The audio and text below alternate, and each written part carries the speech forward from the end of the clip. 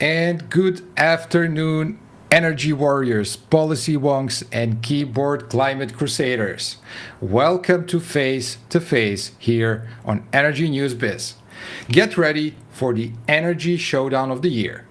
Two heavyweight minds go head to head in a no filter debate that tackles the raw, uncomfortable truths the industry doesn't want you to ask. I'm your host, Arnes Biogradlija, reporting live from the no-spin zone of the energy transition. And today's debate, oh, that's a spicy one. The great energy gamble. Are we powering the future or fueling a crisis? With that, here are the 5 critical questions we're throwing into the fire. Net zero. Is it an urgent global priority or a fantasy target built on flawed assumptions? Are we building toward a livable planet or chasing headlines? Energy costs and subsidies. Who really pays for net zero? Are we financing a better world or just shifting the bills to those with the least power? Can renewables and green hydrogen truly replace fossil fuels at scale? Or are we overpromising that the grid and society can actually deliver? Gas versus coal. What's Europe's real strategic play? Is gas the responsible bridge or just a coal in disguise? And nuclear. Is it the overlooked ace in the energy deck or a risky detour from a real climate progress? Essential baseload or high-stakes gamble? This isn't about agreeing, it's about confronting hard truths, asking the right questions, and leading with substance. Let me introduce our speakers for today. Ladies and gentlemen, let's get ready to rumble!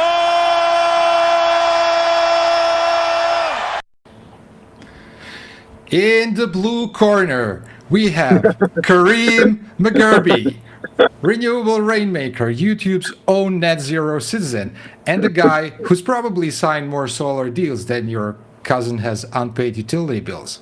Executive Director of Horizon Invest. He's been closing gigawatt-scale clean energy projects across 5 continents, while most of us are still trying to install a smart thermostat. Karim, welcome. Thank you very much. Hi, everyone.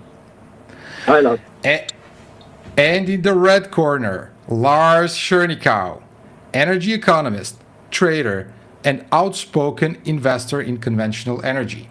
He's an author, an unapologetic advocate for what he calls the unpopular truth about energy. Lars is a major shareholder in HMS Bergebau AG, and his latest book might make Greta cry, but it will get you thinking. This is not your grandma's climate panel. This is a face-to-face, no slides, no fluff, no moderator dodgeball match of energy ideologies. So let's get started. Welcome. Lars, sorry. I like the Welcome. Now let me set the stage with a few guiding principles for our speakers today. This is more than just a conversation. It's an opportunity to inspire, to educate, and to lead by example. If we as informed and educated individuals cannot engage constructively, how can we expect others to follow suit? The world is watching, and it's on us to set the tone. Gentlemen, here are the rules. Rule number 1, play fair. No low blows, no misinformation. Rule number 2, respect the exchange. Speak with purpose, listen with intent, and respond thoughtfully. Let's raise the standard, not lower it to a noise. Rule 3, stick to the facts. No shortcuts with misinformation. Bring evidence, solutions, and insights. In this space, the truth must always prevail. Rule 4, try and inspire action. This isn't about one-sided points of fleeting moments. Let your words challenge, engage, and move us forward to the progress. So as we begin, let's commit to engaging with integrity, vision, and purpose. The stakes couldn't be higher, and together we can make this moment count. Let's lead by example. It's showtime! First up, net zero. Is it an urgent global priority or an overhyped target built on wishful thinking and dodgy math? Karim, Lars, let's do this. Let's start with Lars. And Lars, welcome.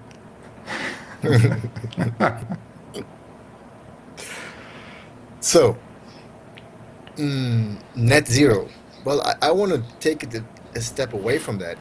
Environmental protection, because in the end, that is probably what it's all about.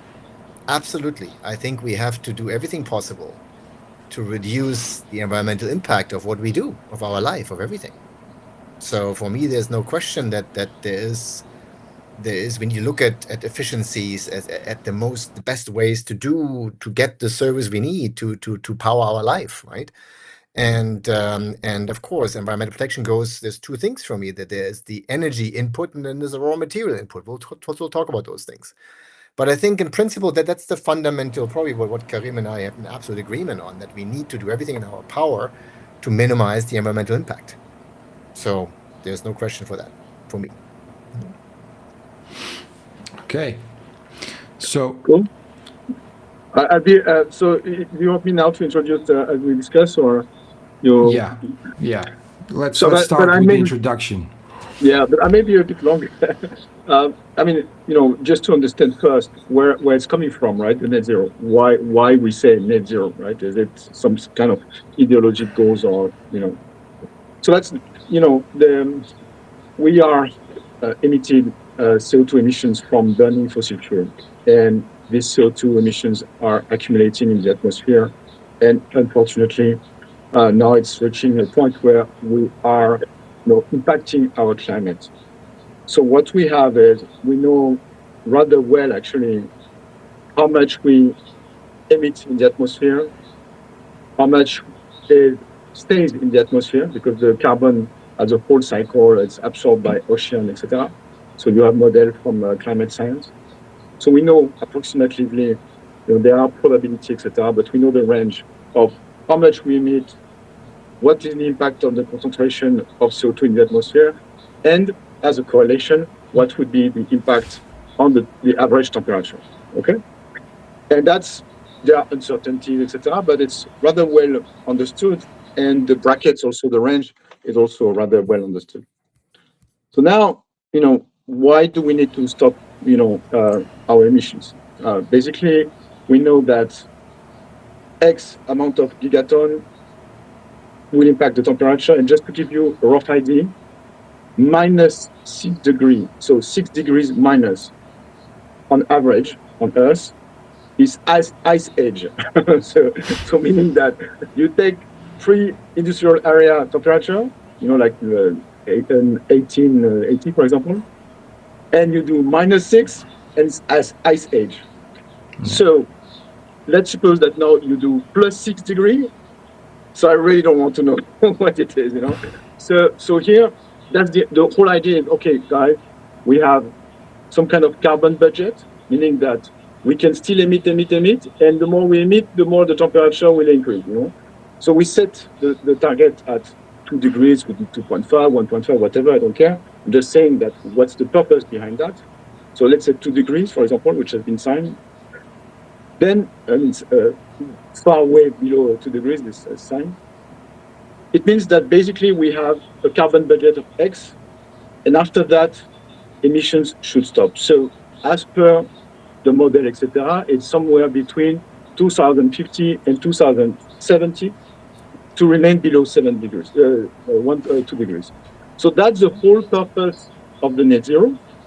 And now I'm just coming back to what Lars, the discussion on the economy and energy, which is that once you have this goal in mind, then you can't reach this goal if it's not, as Lars said, efficient, economically affordable, energy security, and so on. And now the debate, actually, it's much more about that, about affordability, security, availability, and a trajectory of net zero should take that into account.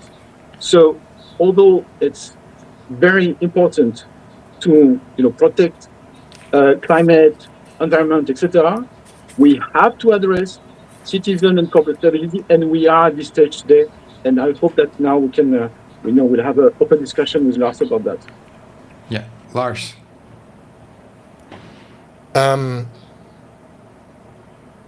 So, I mean, today is about energy. It's not about climate change. Climate change is a huge, complex discussion. There's no question that, of course, we as humans have an impact on nature, including on the climate, right? I think there's no discussion about that. How big that impact is, how positive it is, how negative it is, all those things are up for debate, and there's a lot of discussion, and I'm not going to have this today. I'm not a specialist in this. I have some background, like we all do, but I think today it's about energy. And my main concern in this discussion is really kind of an approach, how you solve this. In my view, it's very clear. You need to first have reliable energy. First, you need to have reliable. You can forget the climate, you can forget nature. If you don't have reliable energy, there's nothing you can do. You go back to, to the caves, basically. Second is you have to have affordable energy. Because if you don't have reliable energy that's affordable, that means you make it available to people of rich, people of, and you want to make it available for everyone. Once you have reliable and affordable energy, then you can actually start to spend part of that energy on making sure the environment is minimally impacted. But one thing is for sure, there's not net zero anything in life. Nothing. We as humans are not net zero. We as humans are impacting nature in so many ways, right? And we are, pre-humans and after humans, things are different, but we are part of nature, in my view. So anyways, first reliability, then affordability, and then comes environmental protection. Only then, unfortunately. You cannot start here. What has happened, in my view, too often is we're starting here, right? We're setting goals, targets. Coal not acceptable, oil not acceptable, nuclear not acceptable. I mean, some say not everybody, right? Gas not acceptable. We only accept basically what we call zero, which is not really zero, but let's call it that, right? Wind, solar, and maybe some hydro, whatever we can get. But so we're not even looking at everything. We're starting with environment. We're not starting with reliability and affordability. And for me, the anti-energy discussion is exactly about that. We need to focus on what gives us the most reliable, the most affordable, with the least environmental impact. And of course, it's not perfect. Nothing is perfect. But you have to look at all three, and you have to start here. And so we're completely aligned. Yeah. So, we are completely aligned, and I like to hear that. To be fair, I think you're absolutely correct, and that's why, for example, on myself, I just started to explain, why we need to reach net zero, and within this, mindset, we have to draw the trajectory, as you mentioned. However, we need also to be pragmatic, and to be fair, I don't care if the last 5% or 10% or whatever, we today have technologies which allow us to build a system which is at lower cost than today or equal cost without, with way less emissions and with way less impact. Let's first go there. If after that we have still 5 or 10% of gas remaining, because honestly, the technology, if it's green hydrogen or whatever, are still not ready, and they are still costly, etc. I mean that let's focus first on what we can do today and in the next 2 or 3 or 2 decades, for example, and deploy the solutions that we have, which would allow us to have energy security, etc. And that is the debate today. I agree. So although I do have the framework in mind, and I think you have the same, right? You just said limiting the environmental impact. I'm just saying that we need to limit environmental, climate impact, etc. So it's a broader context. But it's the same. It's the same. We need to optimize our trajectories so that at the end of the day we have a system which is affordable, energy security, etc. We saw with the recent crisis in Russia, for example, energy security. It's everybody is talking about that, right? So there's no government that would sacrifice energy security or even actually our own resources, sovereignty. We talk about that, etc. Independent, energy independence. I'm not saying independent, but you see, many countries actually they are importing, and actually more countries are importing fossil fuel than countries which have fossil fuel on the ground, right? And so these countries actually understand that now they realize that their yearly bills are fluctuating, and they are totally dependent on markets either for the quantity and price. So there's a whole thinking about energy which is very different, and China is a best example for that. I think they really are tired to import energy, and they are electrifying like crazy. So we can talk about solutions, but I think the framework is understood, and we are in line here, Lars. Yes, and I think the debate on this is actually, I'm very concerned about wind and solar, not because they're so-called green, but because of what they do to our energy systems, right? So for me, the debate is actually wind and solar versus dispatchable energy sources, which is oil, coal, gas, nuclear, hydro, maybe as well, right? And of course they're dispatchable in different ways, right? I mean, nuclear you cannot just turn on and off, but it's available whenever you want to have it available, right? So you can turn on, it'll just take some time. While this one is not. So I think in my view, the key debate is exactly those two things, because if I understand correctly, Karim, maybe you correct me if I'm wrong. I understand that the so-called transition, which I have not yet seen any transition, by the way, but the so-called transition is actually a transition towards primarily, not entirely, primarily wind and solar-based electrification. Is that correct, or is that wrong? Yeah, I mean, so I'm not, I don't like too much ideology stuff. I work with researchers and experts on this matter, and utilities, for example. So the way you do it is you have different technologies, including gas and coal or whatever. You do whatever you want. You put all the technologies in your model, and you try to see what could be to optimize, because what you're saying actually is optimize portability, etc. So you have criteria, so you can't do that by yourself in your mind, because there are demand is evolving. If you want to electrify, for example, then you have new demand, heat pump, electric vehicles, etc. So that you can't do by yourself. You need to have data. You need to work with the industry to see what are the technological trajectory, efficiency, how they evolve, etc. Doing projection and so on. So it's usually utilities. My experience that now they are taking like two years roughly to draw their trajectories, and it's a whole process, whereby they invite industrial, even citizens actually to comment on the trajectories. So that's how you do that, right? And so don't tell me, for example, what do you think about coal or whatever. I don't care. I look at the system, and I see what are the results and what are the feedback and how it's evolving around the world.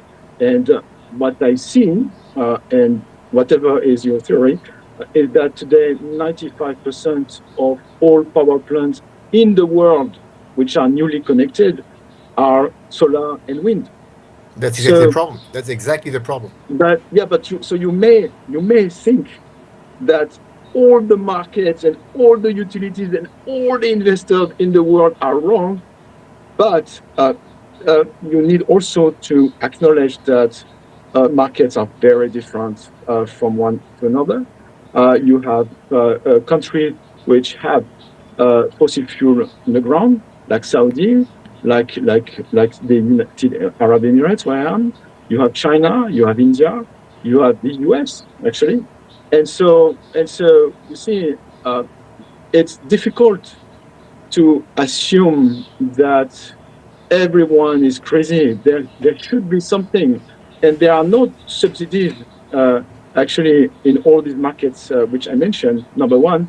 And number two, there are even subsidies actually on the fossil fuel, like India, for example, where you have where you have a rebate on the extraction of coal, for example. You see, and you have some kind of forced investment into coal for some reason. I mean, whatever. I mean, I'm not commenting on that.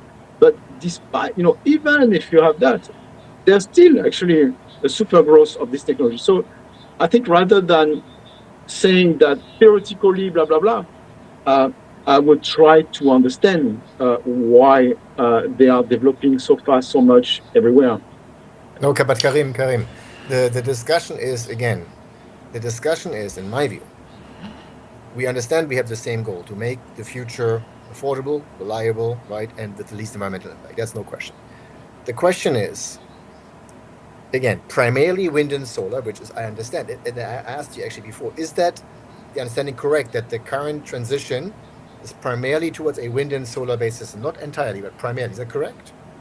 Yeah, I mean, it's not really about that. It's, as I mentioned, look, let's be concrete. I like concrete things. I'm someone who is a down-to-earth guy, very pragmatic, and I look at the markets and investment. So that's mostly what I do. So take for example, the country where I live, right? France.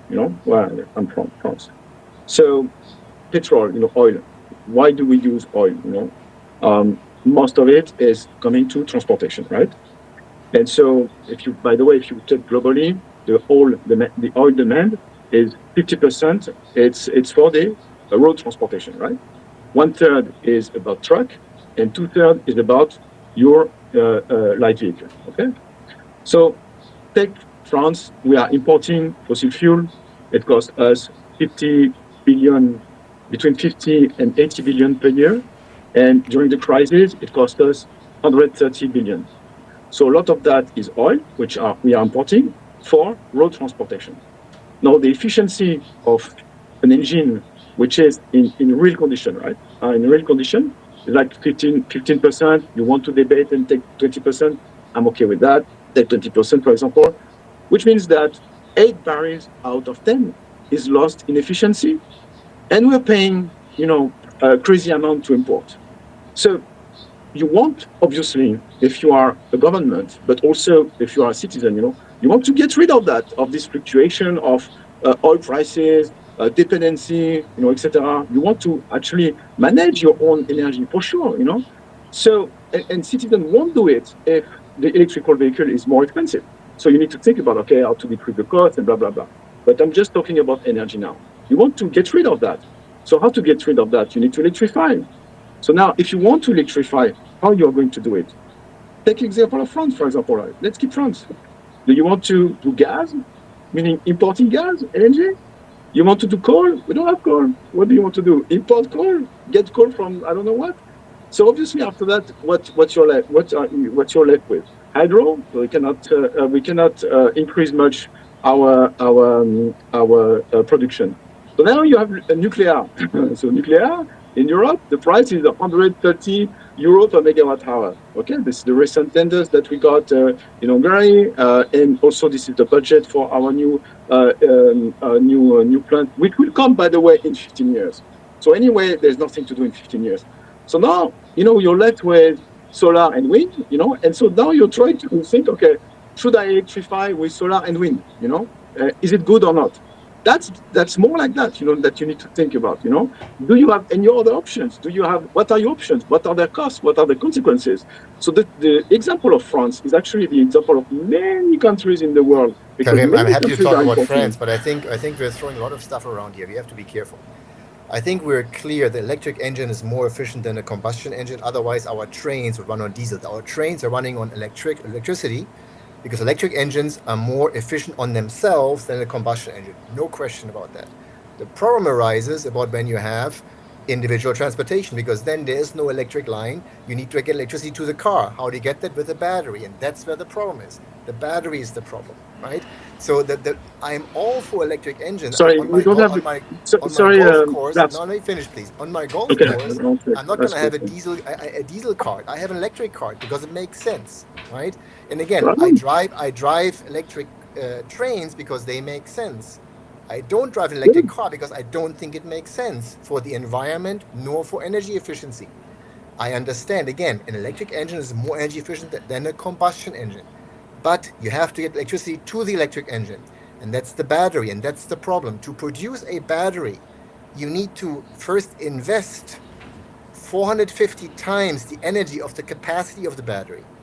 if you have a 1 megawatt hour battery, to first invest 450 megawatt hour of energy to build that battery. You need to invest a lot of raw materials to build the batteries. And who is paying for this, and who is calculating this, and where is this done? You see, in France, I can all look fine and green and nice, and now I have electric engines, I don't have coal, I don't have gas, and everything is fine. But in fact, I import everything from somewhere, from Africa or from China, wherever it is, and you need to invest 450 times to build a battery, just a battery. And you have not charged it yet. You have not charged it yet. And you're not going to charge a car with solar in the winter. I am sorry. It's impossible. You're also not going to have battery backup to charge your car, your battery car. You need to have a dispatchable power. That's not going to be wind or solar. Impossible. You need to have coal, gas, or nuclear for the power. There's no way around it. And we have to have a system view. Stop having this individual small. Yeah, but you don't have the system view. You're talking about technology. All these things. Yeah. But you're not having a system view here. You're talking about different technologies. You're saying that it's impossible to, fuel to put electricity in my car because I don't have transmission lines. Apparently, I didn't say that. What I said is that the problem is that a car to a train is different because the car doesn't have transmission lines. So you have to get the power to the car in form of a battery if you want to have individual transfer. If you want to limit consumer choice, not to have individual transfer. So there is no battery, you think, in the world? So there's no battery. That's what you're saying. Excuse me? There is no battery. You can't have batteries. For me, batteries at large scale and environmental and economic energy disaster. So I hear you. I'm just looking around it. You see, our approach is different.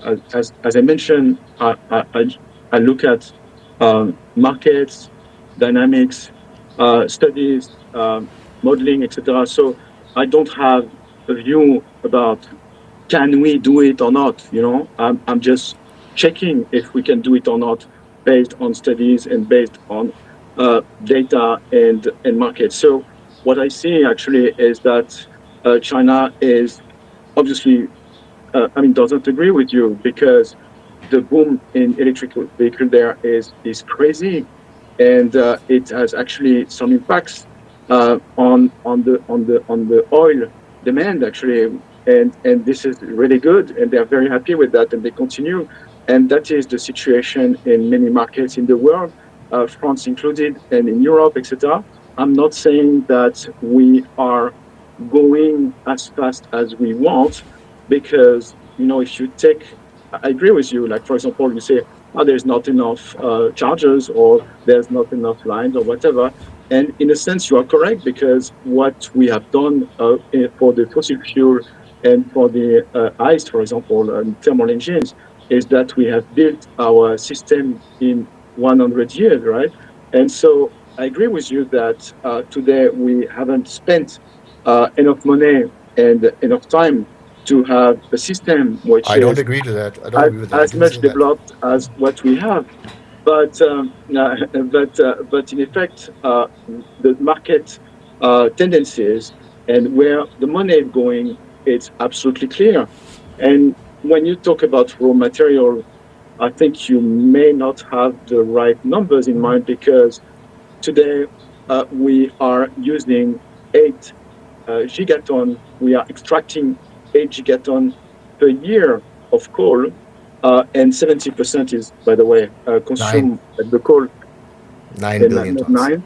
So and 70% of that is used by China and India, by the way. But still, so that is the number one extraction activity in the world by far. And if you take the total, so I'm thinking about the total raw material necessary for the energy transition, so for the next 30 years, it's only a fraction of the yearly extraction of coal, only. So the numbers are very, very different, right? We're talking about, order of magnitude, which are very different between fossil fuel and an electrical world. And Karim, there's a lot of stuff in there that you said that we have to really be speaking about, because there's a lot of different understandings about the things that you've said, a lot of them, right? Number one, let's start with China. China is electric vehicle boom country, right? We understand that. We understand also that you have hundreds of thousands of cars sitting idle on, rotting away on things. Why is China doing that? You and I know that an electric vehicle charged with coal is not better for anything, right? Compared to anything. But we understand that the power in China comes primarily from coal. We understand that, right? So now what is China doing? China is building electric vehicles. The lowest cost electric vehicle by now, okay, is reducing its oil imports. It's subsidizing its own industrial efforts. It means it's like subsidizing huge industrial efforts. On top, they're taking over a global industry which used to be Germany, US, Japan, and Korea, and now China is becoming number one.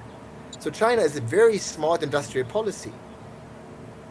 But in France also, we are now the top 5 let me finish. Karim, let me finish, please. It's electrical. Yeah. So China, in my view, is not doing electric vehicles to save the climate. Not at all.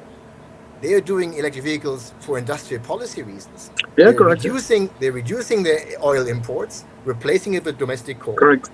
They have a huge subsidy program for their domestic industry, huge demand, all those things.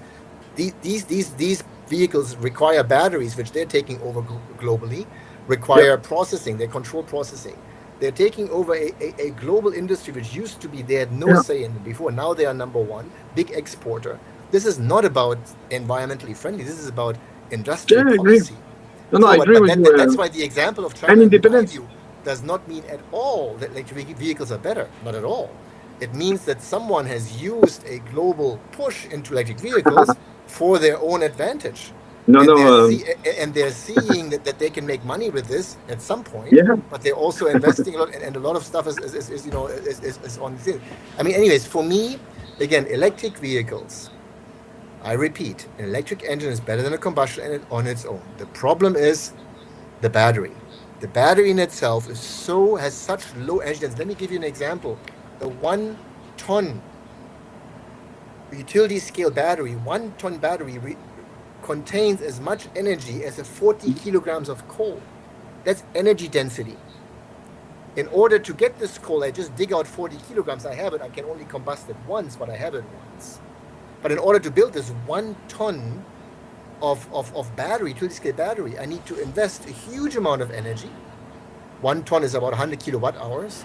So I need to invest 450 times that, 4.5 megawatt hours, 45 megawatt hours, just to get that battery built. And then I need to have all these raw materials, the lithium, the aluminum, the bauxite, the iron ore, all those things you need to have to build this green battery. And you need to have energy to get all this stuff processed. So we're moving away from a 20 liter, by the way, 40 kilogram of coal is 20 liter of oil, roughly.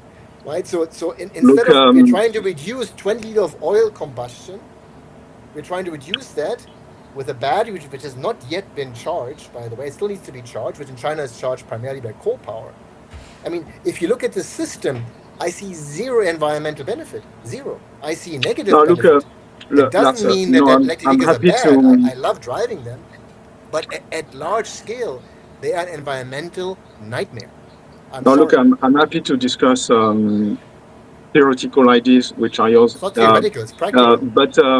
But again, I prefer to stick to data and studies and feedback, and the data are not with you here. And so, China has reduced its coal consumption on a year-to-year basis in the first trimester, whereas actually the electricity demand has risen, and obviously the demand in China is linked to whatever you have, and the industry itself actually is included, so including the construction of the battery, etc. So the numbers are not with you here. What numbers not with me? I don't understand. What did I say that the numbers are not with me? I don't understand. You're saying that basically we are consuming a lot of energy to produce the battery, and that's why we have. It doesn't make any sense, but the energy consumed to produce the battery obviously is nowhere near comparing the energy that we are going to use for the fuel during the 20-year life, at least, of the. But when I say nowhere, is in the order of magnitude of like thousands, so it's very clear, and so I don't that's think, where you and I disagree. That's a big disagreement, Karim. It's a big one. It's a very, very big one. Sorry, you're saying that the energy used to produce the battery would compare to the fuel that you're going to put in the tank during 20 years? Is that what you're saying? You don't have to smile, Karim, because the battery is not enough. You still need to charge the battery every single day. And that means you have to add not only what the energy it takes to make the battery, you still have to add on top. Yeah, that's correct. That's why you need to decarbonize. I agree. You have to on top put the energy it takes to charge the battery. And then when you start to compare that entire thing, then it's not so obvious anymore. What I am saying is that the so-called green energy system, which includes everything solar and wind-based, hydrogen, everything, the whole green so-called system, is energy efficiency-wise a step backward in evolution. We are reducing our net energy efficiency. And this is the key problem that people do not yet understand. It's very complex. It's about energy efficiency. Now the EROI of a so-called green system is far worse than the EROI of coal, gas, nuclear. So it's very good. I think let's discuss a little bit on that, because I think it's too theoretical, and I'd rather stay with the methodology, as I mentioned, whereby don't and it's a pity, because actually what you're saying is different from the initial goals that you had, which were, okay, let's take the system and see how to optimize that, because that's really how you need to think about. You don't plug your car to a solar system, although you can do it at home, for example, huh?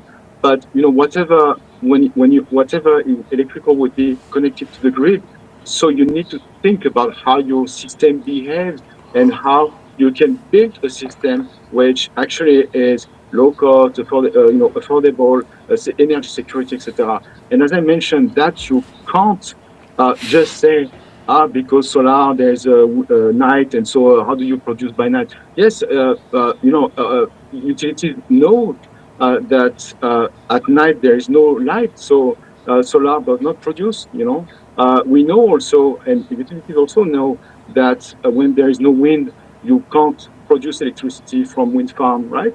So everyone knows that on planet Earth, I think. So we need to go beyond that, because obviously you put that in your model and your trajectories, and to how you're going to shape your future system, and you think of, and you see actually how you can build a system which would provide electricity, etc. So if you don't work like that, and if you don't have in mind how the system works and how you build them, then you have the discussion that we are having now, which is, but solar can do this, can do that.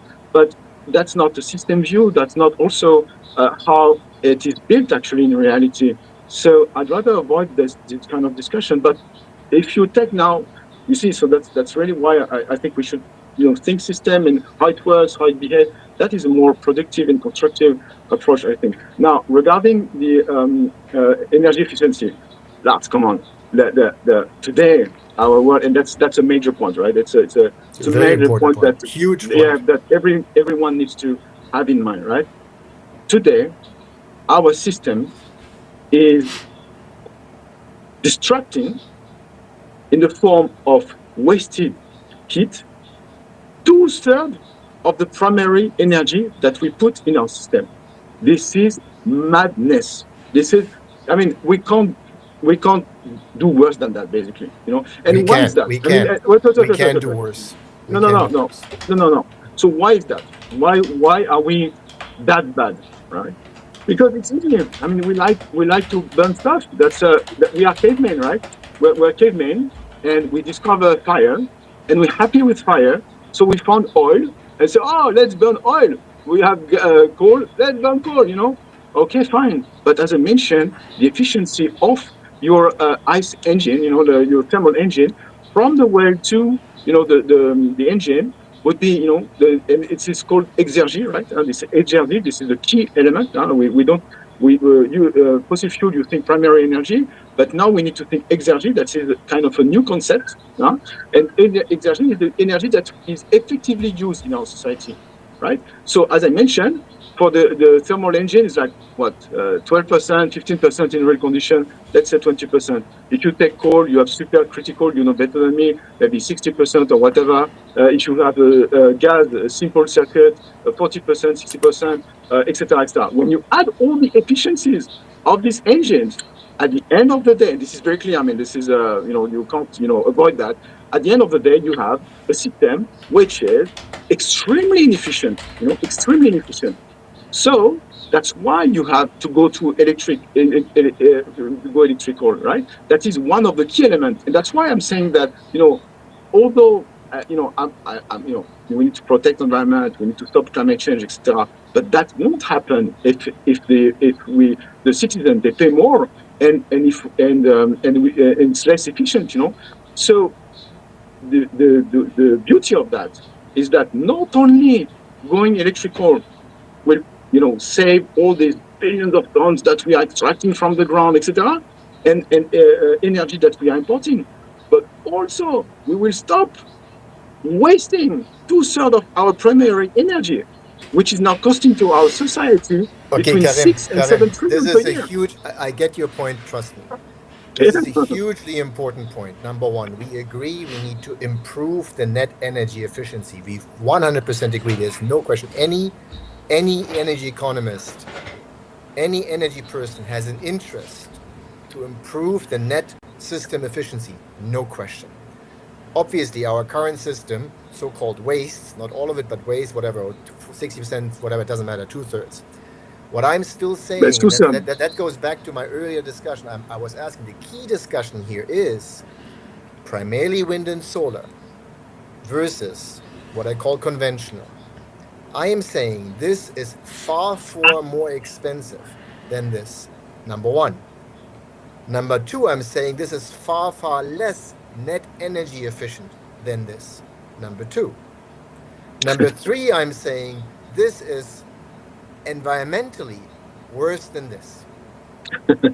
These are the three things, and I think if we stick with that, we can start with the cost, whatever you want to start with. But I think that's what debate is about, right? So for me, let me ask you a question, Lars, because I don't understand. A primarily wind and solar-based system is worse than this, and in fact, the more you have, the worse it gets. That's the funny thing, is it means the more you have, which we're currently getting to many countries to that point, it is an exponential cost curve. The more you have, the exponentially more expensive it gets. That has been studied in science for decades, and it's a logical thing. And I think this is where the fundamental misunderstanding is. I am all for, Karim, you and I agree, we need to become more efficient. Trust me, 100%. 100%. And by the way, efficiency, there's two kinds of efficiencies. There's efficiency in consuming energy, and there's efficiency in generating or producing, if you want to call it, producing energy. There's two efficiencies. We're talking about this all the time, right? Light bulbs here, an electric vehicle, blah, blah. And nobody's talking about this, right? Look, the production, generation of energy, that's the key thing. And we're focusing on all of this here, right? Lars, so let's take a short time out here, just because I see you're forgetting to take some water, both of you, and it's my pleasure really to participate in this. Although I look like a doll who's just silent, but you are just doing it so good. For our viewers, please do post your questions in the comments below, because we will try to take some of these later on. But just for information, the first topic took us 45 minutes. So let's move on. Let's move on. But I think we covered other topics at the same time. No, we try to organize somehow. We actually entered the next topic, which is who actually is footing the bill for the transition. Good. Are we subsidizing the progress or creating a financial black hole labeled green? And also from my experience, what I know, that also the fossil fuel projects are being subsidized. So I would like you to comment on both subsidies, but also on subsidies for some emerging energies, and creating the markets that don't exist yet. And is that the real answer to what we need here? So Yeah. now, Who you want to start? Now I can let's start with Karim this time.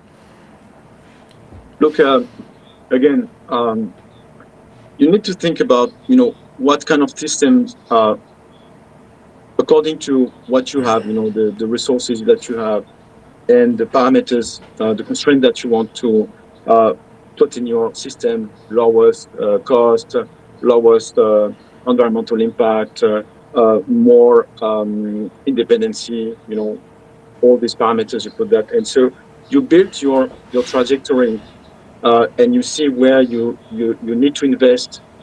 And then the state, the government would, pass the proper regulatory framework and see how, where they can help, for example, I would say, for example, transmission lines, typically, do you want the private sector to build them, or do you want the public sector to build them, etc.? So you need to think about that, right? How do you build your system, and where and who should invest? Where do you want to invest? Who should invest, etc.? And try to implement some rules, and then see, then the market forces will go. So that's what we've done actually with fossil fuel during 100 years, right?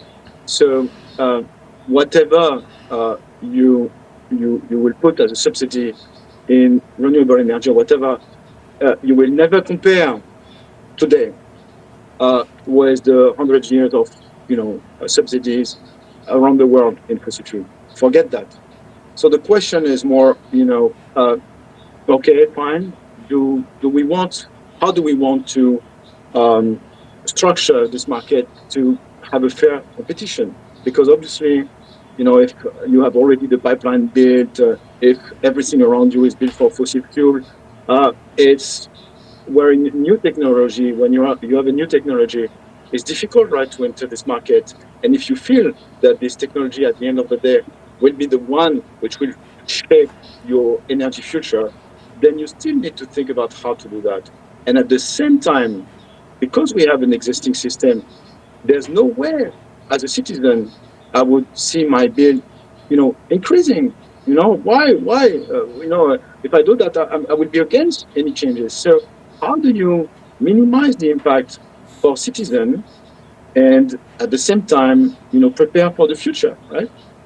So that's the question. And I think, if you don't mind, I would raise, for me, the biggest issue is the following: is that today externalities of fossil fuel are between 6 and 7 trillion per year, right? So that's the IMF study, and you can discuss, the details. Like, for example, there are road transportation that they take into account. Do you want that or not? I mean, I saw that myself, and the truck between Abidjan and Ouagadougou, for example, they, go there, 20 trucks per day, up and down, and they just destroy the road and they kill people, right? So do you want to, have these externalities included or not? That's a question. That's a fair debate, right? But that will not make these externalities evaporate, and so there are a few trillions here there, right? So just to give you an example, an idea, of this value, is that the total budget for the net zero system, and again, Lars, I'm with you on here. I don't care, if it's net zero, 70% reduce, 80%. That's not the point, right? Like a better energy system where environmental impacts are, highly reduced, and which is affordable, etc. Right? So this kind of system would cost roughly between 5 and 7 trillion, and that's the investment for the next 20 years, right? So when you look at this number, and that we are, spending externalities per year, the whole 20-year budget, I'm just wondering, what are we doing? And so the question is, why we've done that? Because actually we wanted to have low cost energy, and so we pushed all these externalities to, it's paid now to the society. It's spread among, insurance, health insurance, me, you, if you go to the hospital because there's atmospheric pollution, then if you don't have insurance, you pay with your own money. Climate change also. If you, I don't know, if you are not insured, you are at the beach and your house is damaged or whatever. Whatever it is, this cost, it's already there in the society. And if you think that magically it will be reintegrated into the economy, that won't happen. So how are you going to do that and have a fair thing? That's a question. Let's transfer to Lars. Lars, you have 7 minutes for this one. I don't need 7 minutes. The question was about subsidies, right? And who pays for it. So first of all, energy has been subsidized for decades. Today, 85% comes from coal, oil, and gas. If you include nuclear, it's 90% of energy comes from. So of course, when you look energy subsidies in total, the majority goes to conventional power, including coal, oil, and gas, and nuclear. If you now divide the subsidies by kilowatt hours, you'll see that the highest subsidized is solar and wind. Very simple. And even if you put what Karim did, put the entire history into it. Because if you have to divide it by the kilowatt hours, right? By the useful, actually, not in my view, not in kilowatt, you actually have to do the useful kilowatt hours, because in my view, the kilowatt hours from solar and wind are a fraction of Where did you get this data? Excuse me? Where did you get this data?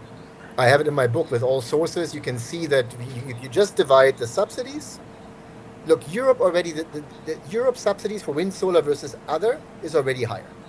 So Europe already subsidized in total, absolute terms, wind and solar more than everything else combined.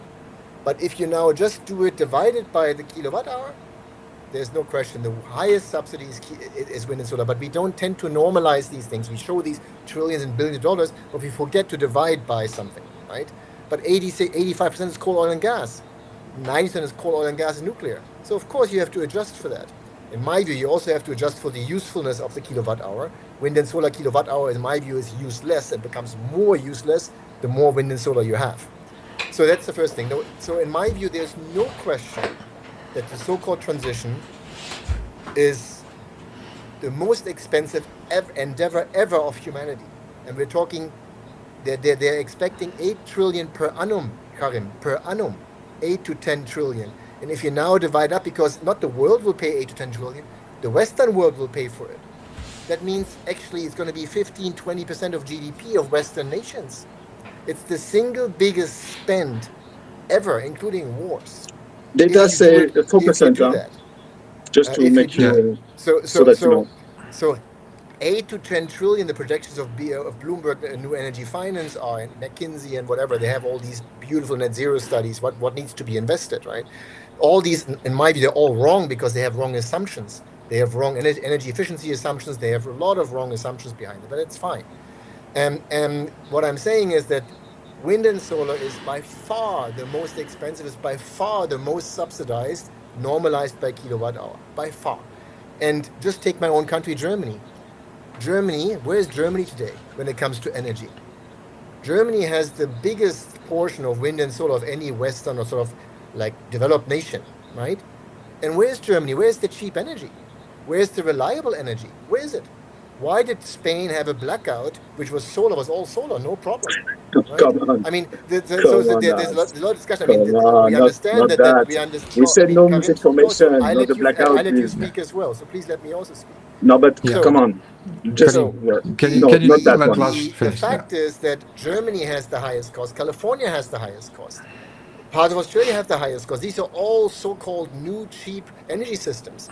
Why are steel plants in Germany leaving the country?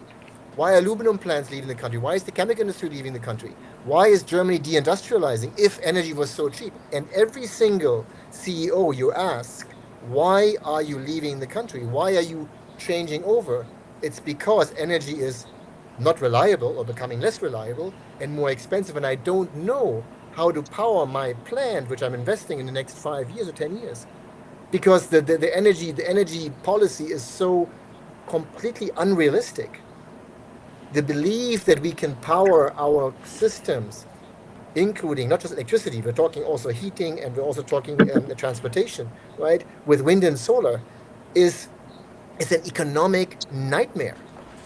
And it gets more expensive the more you have. And I would like to speak about that, because this is the crux of the entire discussion is, why is wind and solar at grid scale more expensive than anything else, including nuclear? Why? Okay, And why so is it? yeah, okay, Why so is no, but it? let's take that because it's wrong. First of all, it's false information. So let's correct that. I mean, I don't think it's false, obviously. Otherwise I no, wouldn't no, say it. but let's agree. Okay, let's agree to at least avoid like the super heavy misinformation. At least that. Okay. So That, we that, we You just know, that. encourage Karim, Just that's to an important simply, one. No, Karim, I just don't one. appreciate that. I no, don't appreciate but that, this is the Karim. the I blackout. do We not know. appreciate that. I'm sorry. Just I do one. No, not but we know the appreciate. blackout. Come on, the studies I do were not there. We know the appreciate blackout's you not calling renewable. what I say But misinformation. anyway, that's fine. It Let's is what I believe after having. I might be wrong. I'm not saying I'm right all the time, but yeah, I'm but come not on. spreading misinformation. No, but Okay. okay. That's Okay, fine. so Let's discuss that. Okay. let's just The limit price. this to 2 minutes each Yeah. when we are So replying questions. so Okay. so Germany. So as you know, as you may know, um, tariffs are not only about generation, right? And actually, most of the cost of the electricity for citizens comes from taxes, which are not related to necessarily to the energy sector. And in the past 20 years, actually, governments and utilities and governments actually have used the electricity bill to generate a lot of revenues.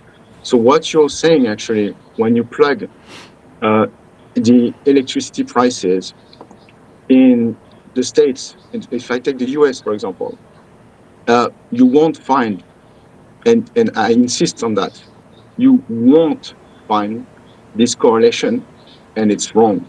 Okay, so you have this graph, and you have all the states, and you take all the electricity prices, and you don't find the correlation between the price and the intensity of the high penetration on the grid of renewable. That's number one. It's very important to know. Germany, for example, in Europe, they had already the highest prices before renewable, etc. And it's mostly linked to actually power purchase, our capacity to pay than anything. Number one. Number 30 two, more seconds. the number two, as you know, the prices today, they are led by the last, the marginal price on the spot market. And today we have a link with gas, which has actually been very high. And that is a whole system thing which needs to be addressed. And I agree with you, by the way, Lars, that there is an issue with our energy policy in Europe. I agree with you. And I agree with you also that it's part of the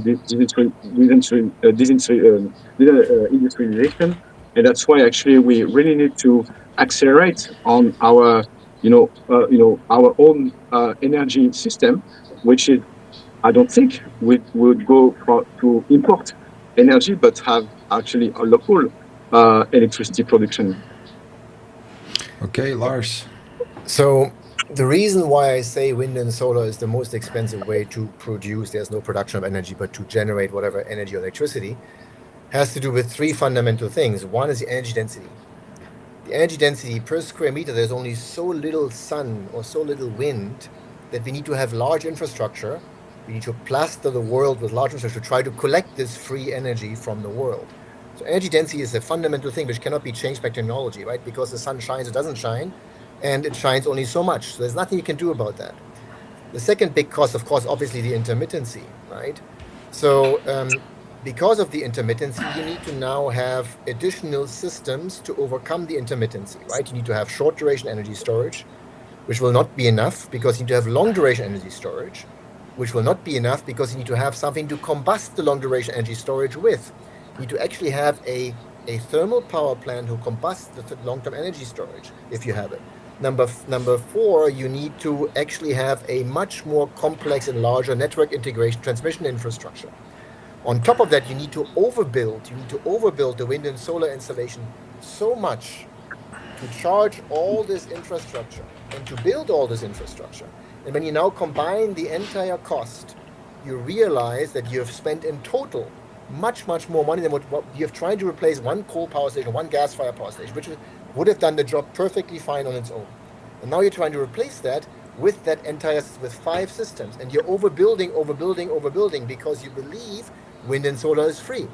By the way, coal is also free, just dig it out of the ground. Gas is also free, just have to get out of the ground. So of course, it's limited. I'm not arguing that we would forever go fossil fuel, by the way, Karim. I believe in a new energy revolution where we can sustainably wean off fossil fuels. I am all for that. I just think that wind and solar is the wrong way to go.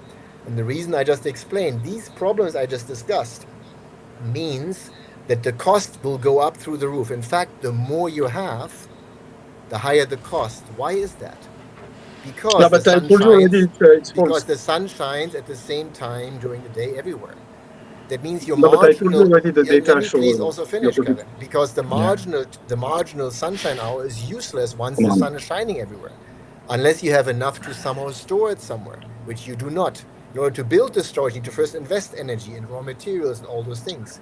You still need to have a backup power station. In Germany, you have gas-fired power stations, which operate a day a year. They do nothing but just for backup. And when you add That's all correct. this cost, obviously it becomes more expensive, and your asset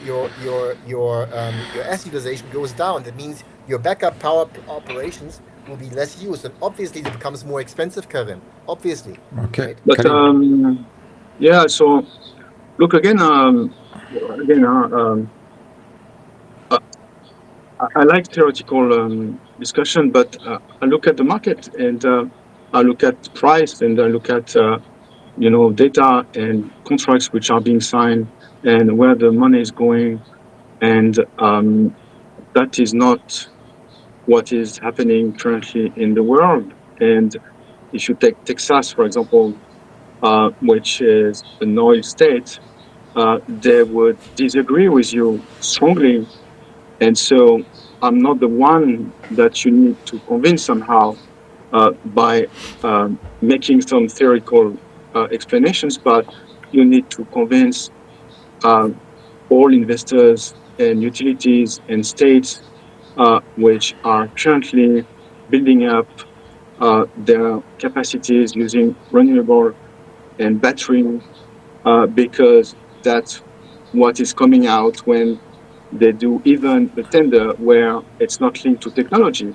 For example, you had these tenders in the US in several states, and utilities says, look, guys, they tried, as you mentioned, like, okay, let's be technology neutral. And so I have this nuclear plant which will go off the grid because it's time for it to retire, unfortunately, because it's low cost, etc. I like nuclear also. I think we should, make this plants, last the longest possible. It's for sure. We should not stop them if it's possible. So they say, okay, let's make a tender, and this is the scope. And there was everything inside, as you mentioned. Low cost. This is what I need in terms of affordability, blah blah blah. The curve, a low curve, etc. And what came out was solar plus battery, for example, So, and that's why you have, again, 95% of all power plants in the world. So if you think, for example, that India would invest in costly technology, then you may not know how this country works, because I'm telling you, if that was correct, they would not invest in solar. So let's close this one. Let's close this one with Lars, and then we're going to the next topic. Lars, please. So those tenders are very simple. I've looked at those tenders. None of those tenders require 24/7, 365 power. You see, it's impossible to have solar plus wind providing 24/7, 365 power. Not possible. It's called round the clock in India. 24/7, 365. Yeah, it's called None of round those the clock. tenders require that, because it's impossible to compare. I don't know. India is doing it. It's impossible to compare gas or coal with wind, with solar plus battery. That's a misconception. That's, in my view, misinformation. But I don't call it misinformation. It's a misconception. But it's called round the clock in India. Yeah, but you cannot run in a monsoon with 24/7, 365. I don't know. That's what it's called. It's with virtual power I travel plants. to India all the time. I've spoken to the power utilities. I've spoken to the people, and they tell me what it is. The same in the US, by the way. In the US, the same thing. If any solar panel generator would have to guarantee 24/7, 365, the cost goes through the roof. By the way, let's talk about numbers. Why? Let me finish. Why do Chinese solar manufacturers lose billions? Why do investors in so-called green projects lose billions? Why is ESG returns, a fraction of other returns? So when we talk actually what the market says it's not working. It's only working with subsidies, indirect or direct subsidies. And again, there's not one single green project, solar project that guarantees me the same uptime as a coal-fired power station in a year. Show me one single one that does it. That's impossible with batteries. Not possible. No, it's called a virtual power plant, and it's a mix of wind, solar, and battery. Cannot work. It's completely I don't impossible. know. Not theoretical. It's Impossible. a $1 billion project by Renew and Mitsui, and so I have and looked at it. and you have a I have lot of looked at it. tenders It does like that not in give me. India. It does not give me 24/7, 365 on-demand power. I have looked at it. It does not. Okay. So we are sliding into our next topic pretty naturally here, and that is, can renewables and green hydrogen really replace fossil fuels at scale? Or are we selling our dreams and deadlines that we can't meet? Lars? Completely impossible. We haven't spoken about hydrogen, but hydrogen as long-duration energy storage is an energy economic environmental disaster. Up to 80% of the input energy gets lost. Using hydrogen for power storage is completely, not impossible. Everything is possible, by the way. Money, resources, energy, and humans. You can do anything, right? So you can also be green hydrogen. So green hydrogen is a disaster economically. You're throwing away 80% of energy. What Karim was mentioning, that we are losing 60% of power of energy, right? Why hydrogen is, it's not even funny why people speak about it for storage purposes. So forget that.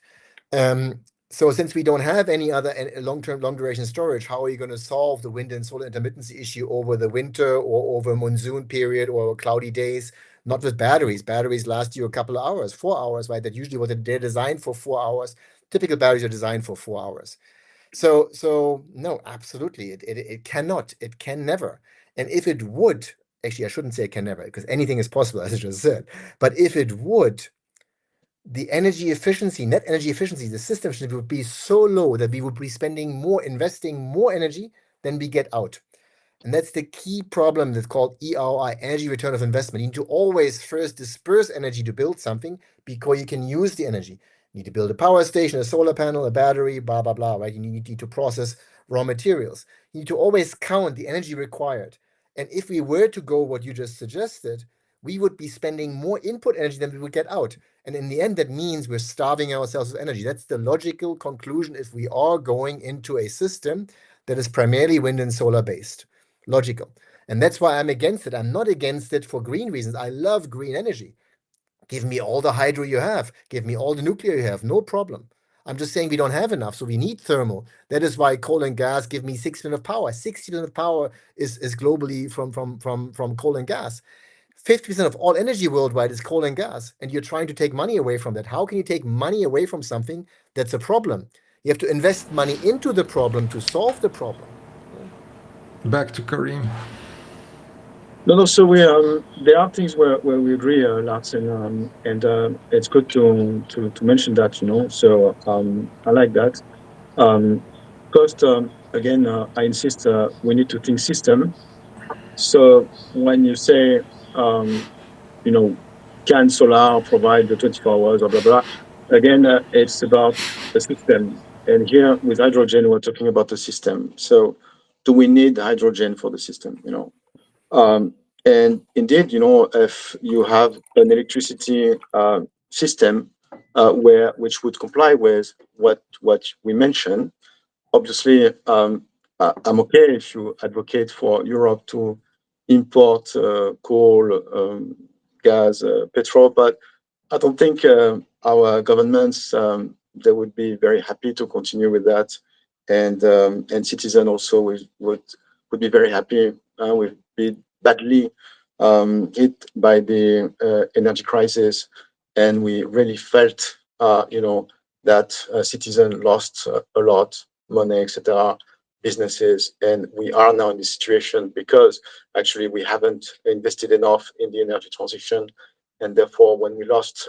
our gas supply from Russia, we were running everywhere, to get something, which anyway would come at a super high price and very useless, etc. With, as you mentioned, very low efficiency, NGL, etc. So indeed, you can advocate for that, but it may not work. And hydrogen, it's kind of about that. Like, okay, we need to build the system. We need to have 24 hours, etc., etc. So what do we do during the Dunkelflotte, for example? What do we do during these times of where the winter we have low wind, no solar at night, etc. And that's the question. And so if there are people who would say, we need hydrogen, we need this, we need that, honestly, Lars, here I'm with you here. I think gas for now would play this role. If we can do better, for example, with nuclear, it's very good. That's where we have nuclear. Should we go hydrogen? Lars mentioned the issues. I mean, how are you going to produce hydrogen? How to transport it? How to try to store it? What's the business model, etc. So today it's a tough one. Should we focus on that today?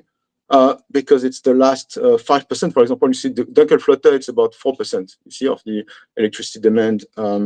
So should we focus on this 4%? I don't think so. I don't think it should prevent us from, having, to make our system evolve and go for the, cheapest one, etc., etc. I think we should, invest today a lot in this system and think, okay, for the last 4, 5, 7%, 10%, or 15%, even, it will be what it will be, right? And so for now, if it's fossil fuel, it's fossil fuel. It's fine. I mean, let's see later,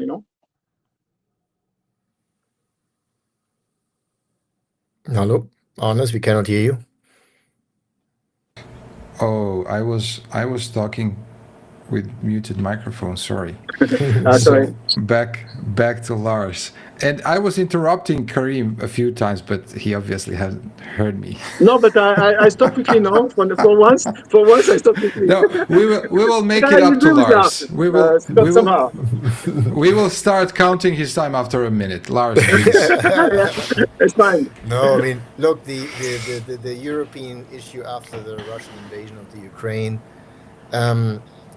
it was a problem of energy policy. Europe has not invested in its own energy independence. No investment in coal. Not enough investment in nuclear.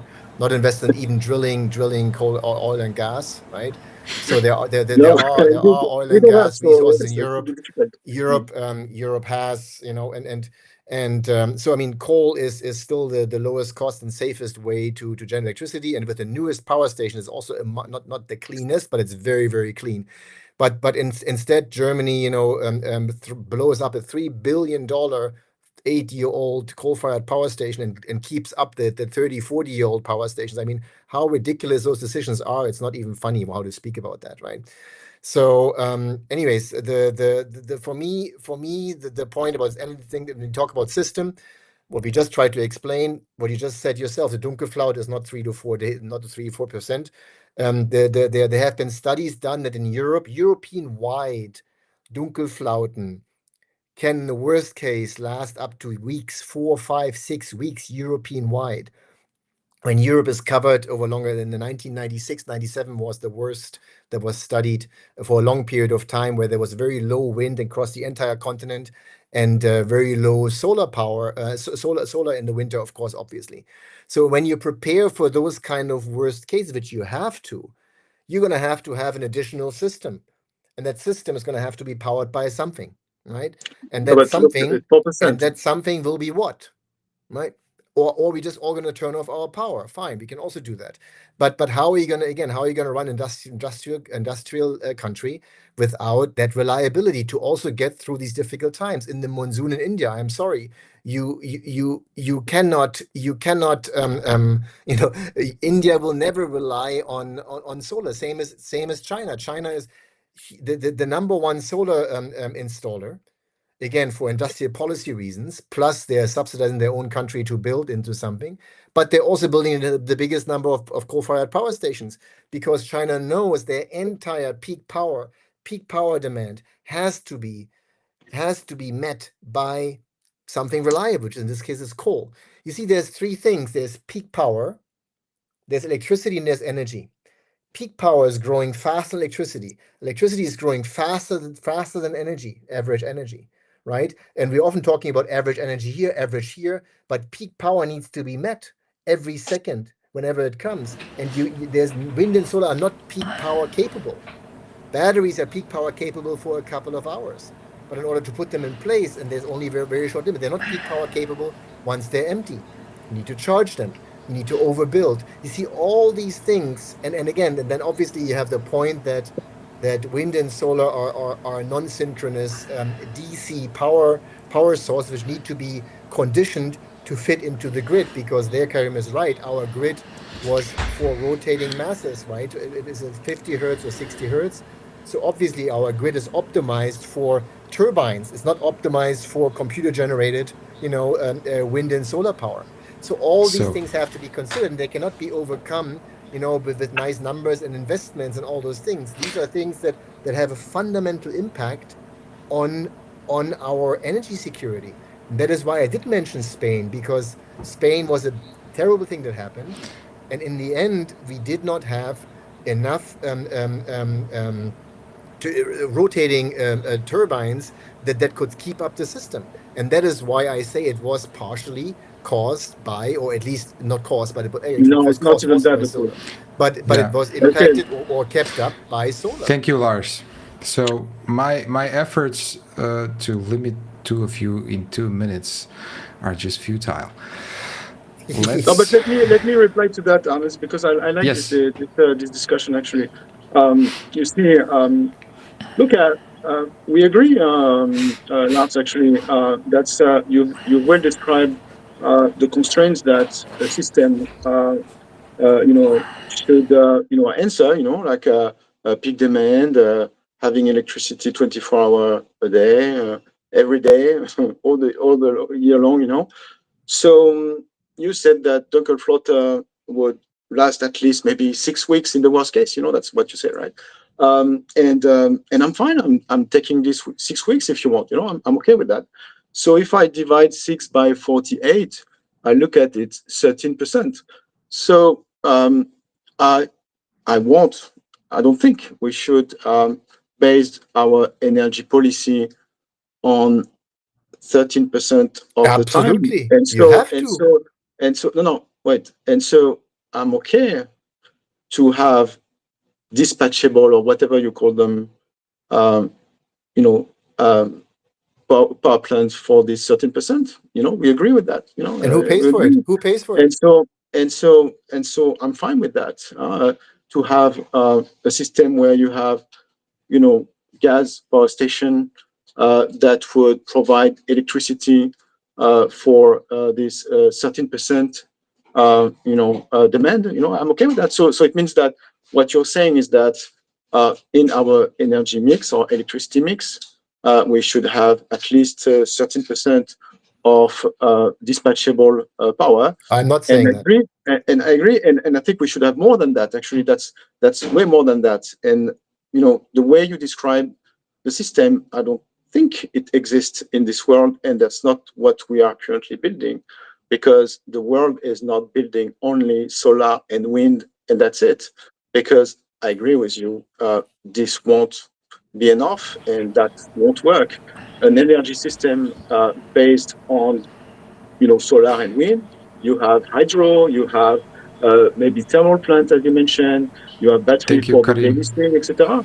So we need to think system, Lars. Okay. So look, the point is, my question, Karim, is, so if you're okay with having dispatchable, I guess coal, gas. You mentioned gas. You don't mention coal, but you like gas is better than coal, which we discussed separately. But you're okay to have that. But who pays for this gas-fired power station? Shouldn't the wind and solar generator pay for it, because they are the ones who do not provide power during those times? So who pays for this? Because Now, in so the think end, no, but system. Kiran, let me finish as well. In the end, you're building a double system, right? You're building a gas-fired power station which could work entirely on its own, just to reduce the utilization of gas, to reduce the emissions, the CO2 emissions. That is why putting up all this system here to reduce the utilization of this down to 15, 20, whatever, 13%. Now, what happens to the cost? What happens to the cost of any industrial operation if you use it only 10% of the time? What happens to the cost? It goes through the roof. And then you're telling me, as you told me before, yeah, but then gas is so expensive. I'm like, of course it's expensive because it's not used. Because if you use a car only one day a month, it's going to be more expensive than using it every day, right, per kilometer. So I mean, these things all, that is why I said before, a wind and solar based system has to and will always be more expensive than a conventional based system, always. No, so you're confusing it here. In fact, it will get more expensive the more you have. Once we have agreed on this point, then there's many other points to discuss, because once we realize energy is becoming more expensive, then we're talking about equality and all those things, right? Who pays for it? So No, you basically agreed, or you didn't agree, but you basically pointed out correctly that you need to have additional systems with wind and solar yes, always. But no, right now that nobody's paying for it except for the so taxpayer, obviously. it's not a question of agreeing or disagreeing, Lars. It's about what you see in the market and what are the studies, etc. That's really my reference, Lars. And again, if I see studies where what we're doing would increase the cost and we're not going in the right direction, etc. To be fair, I work in renewable energy, but I even talk to Rolls-Royce and see if I can sell a SMR one day if they exist or whatever. I'm really an energy guy. So my references are studies. So no, it's not the way you describe the system. It's not like that. So what you do actually is you don't double your system, because you're confusing power and energy, capacity energy. So what you have is, indeed, you may invest in capacities, in gas, and so for that you would have to pay a capacity payment, right? And then at a certain time of the year, you would mobilize this plant, and indeed it would have an impact on the price, because at that time, I agree with you, the energy would be at a higher price, right?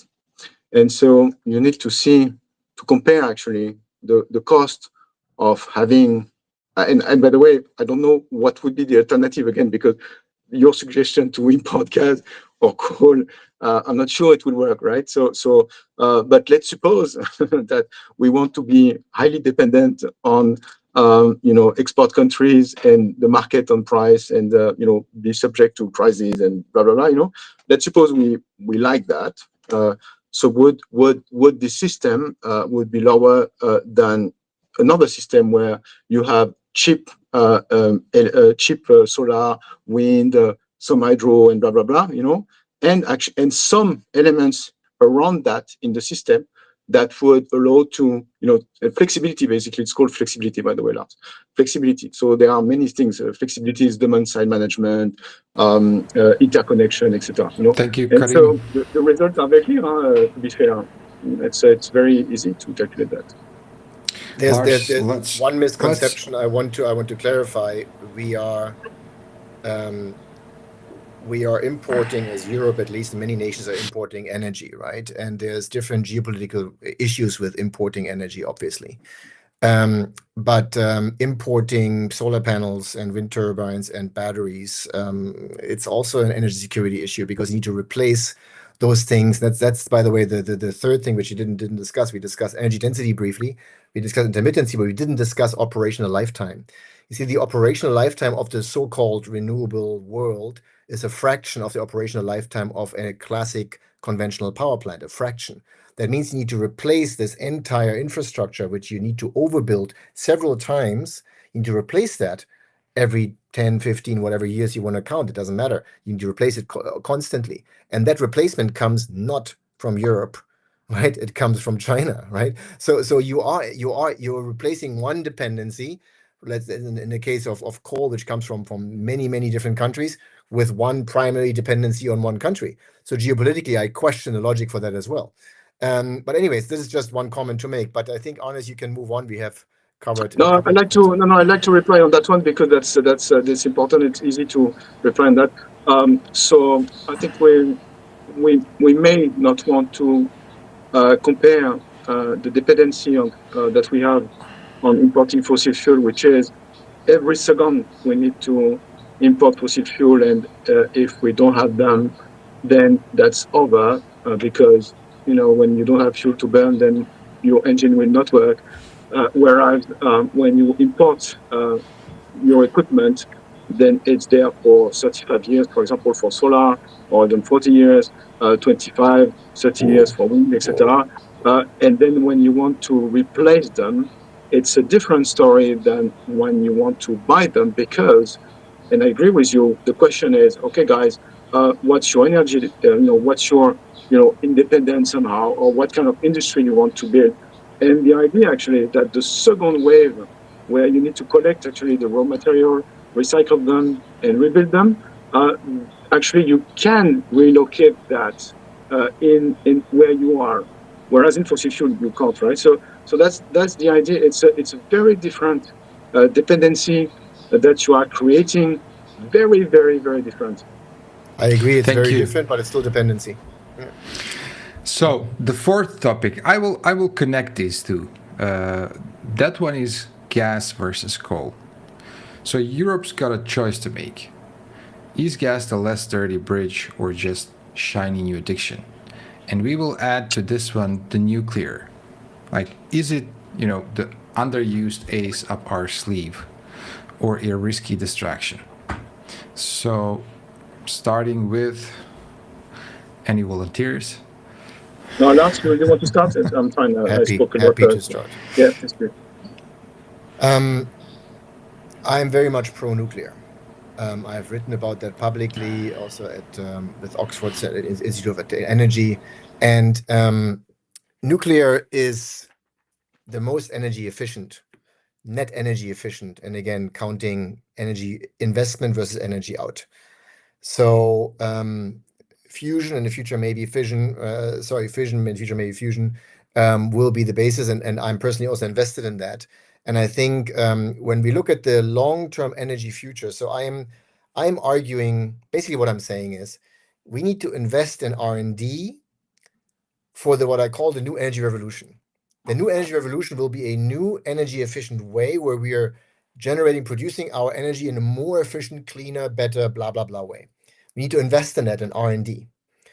Until we have that solution, which we don't have yet 100%, we have to invest in our existing systems, which is coal, gas, nuclear, hydro, everything except for wind and solar. We have to invest in those systems to make them more cleaner and more efficient. For instance, the average coal-fired power efficiency is like 35% in the world right now. Then the newest power stations reach over 45% efficiency. If we were now to replace the entire old coal-fired power fleet with new coal-fired power fleet, we would increase efficiency 20%, 25%. The environmental impact is huge. If you go to a new coal-fired power station, you can literally eat from the smokestack or from the floor. The old ones, of course, not so nice. I've been to many, right? So we have to invest in R&D to find a solution. Until we have found a solution, which wind and solar is not the solution, until we have that solution, we have to invest in our existing systems to make them better, cleaner, more efficient. That's basically what I'm saying. And when it comes to coal and gas, we need both. Gas is not enough, coal is not enough. Coal is not liked because coal looks dirty, and coal has been very dirty. But let's go with 4 minutes for these two. Okay. Can I do another 2 minutes or? No, yes. Please, let's go with. Sometimes I spoke a lot. You can finish here, Lars. Yeah. But it's a tough one. Coal is clean, tough one. Coal versus gas. Can I also say a few words on that, or first, Karim? Yeah. No, please. You were. So coal clearly, historically, right? When you look at the old London pictures, the old Beijing pictures, you see these smoke, right? But that's not CO2. That is That is filter problem. These are fine particles, right? And your newest coal-fired power stations, you can have your garden right next to it. I mean, I'm from East Germany. When I used to drive through the south of East Germany, you would come back black, right?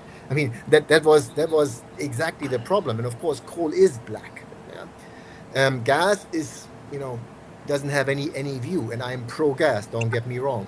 The problem today, primarily that's being mentioned, is that coal is more CO2. Causes more CO2, about double the CO2 roughly than gas does.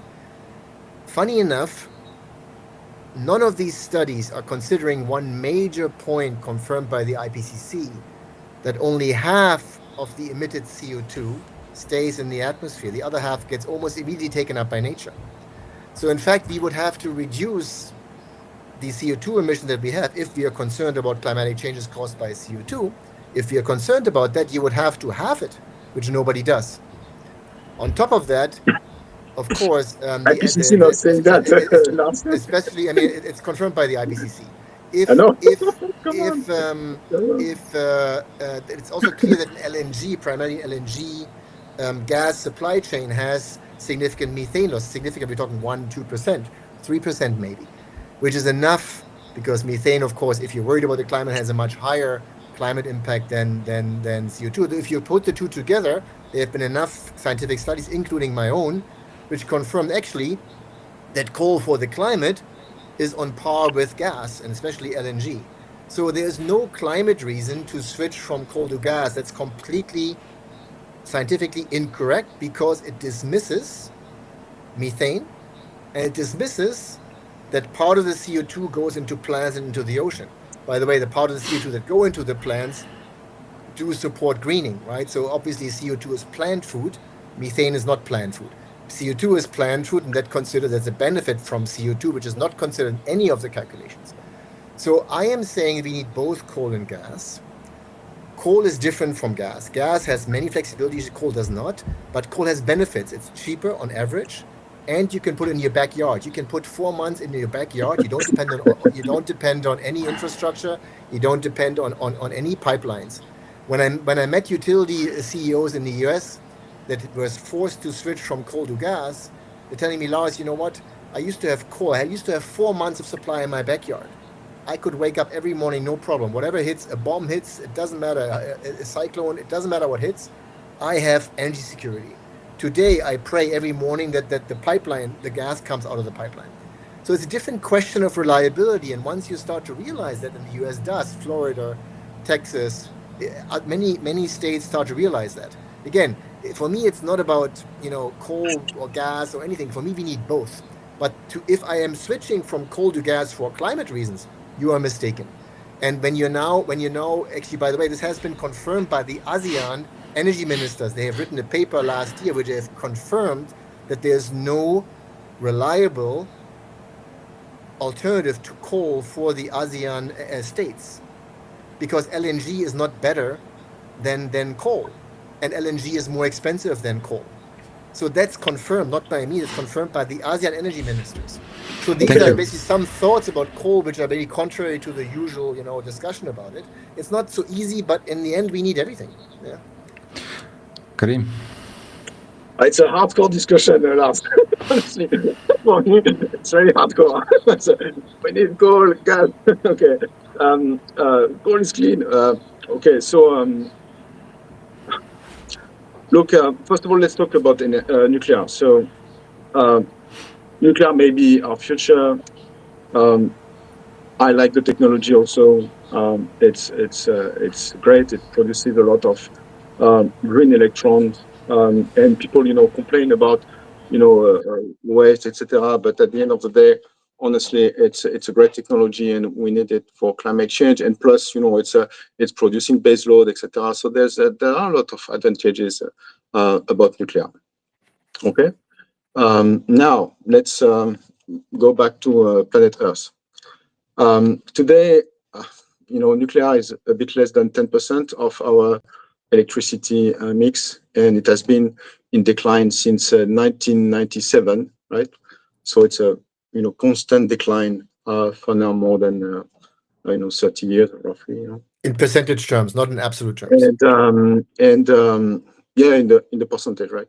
And And in terms of capacity, it has been rather flat, but from some years, the capacity is even decreasing, because there are more decommissioning that new capacity installed, and most of the new capacities are installed today in China. It represents roughly 4% or 5% of the whole energy, all investment in power. So it's a very, very small, a tiny part. And if you check the projection, so if you talk about the nuclear industry, so I'm not saying my projection or renewable energy institution that would project nuclear, etc. You take the Nuclear Association, so NEA, or the International Atomic Agency, etc. So you take all these institutions and you take the highest case, what is the maximum that we can build in 2050, for example. Okay. So the high case of nuclear, which won't happen because we are not at all taking this direction, and which already include SMR and all technologies possible on Earth, would be that we would triple the capacity, which is massive. It's not happening at all. To triple, we need to install like a 30 gigawatt per year starting from now, right? And per year we install less than 10 gigawatt, and some years even less than that, and we are decommissioning. And there is a tsunami of decommissioning that will come soon, because most of the power plants were built during the 1970, 1980, and therefore you have at least 100 gigawatts of nuclear that would go off the grid in the next 3 decades, at least. And so that's a big issue. To be fair, I'm not happy with that, because you need to replace that. I'm not saying it's a good stuff, actually. I'm saying that it's a problem that we have to address. So when you do all that, you know that nuclear would, at the maximum, we go to 15% of our electricity mix by 2050. In Europe, if you take EDF scenario, which is EDF, so our utility, French utility, we love nuclear, right? So if we have an active, very pro-nuclear policy in Europe, then it's expecting to cover 16% of our electricity mix. So again, I'm back to reality. I love theoretical discussion, exergy, blah, blah, etc. We can discuss that, no issue. And I didn't reply, actually, to this, you noticed.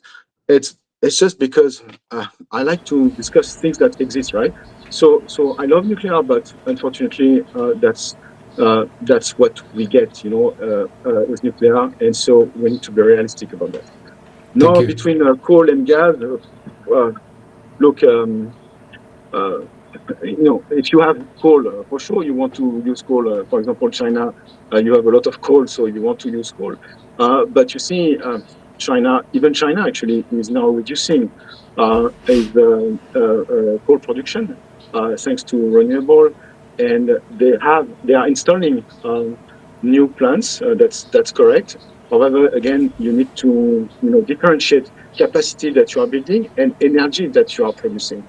So 70% of the whole coal consumption today is in India and China, and everywhere in the world it's collapsing. For example, Europe, it's and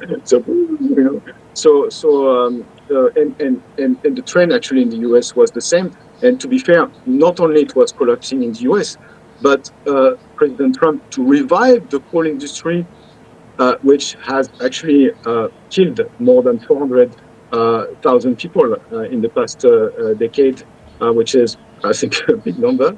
But he wants to revive that, and so he had to give subsidies to the sector to hope. And he tried, by the way, in the first mandate to revive coal, and it didn't work. So he's trying again, and he's putting subsidies, and he's putting tax actually on renewable. So he's trying to rebalance, everything, and putting more help on coal, and people believe that it won't come back. So I'm not sure who is going to do coal again.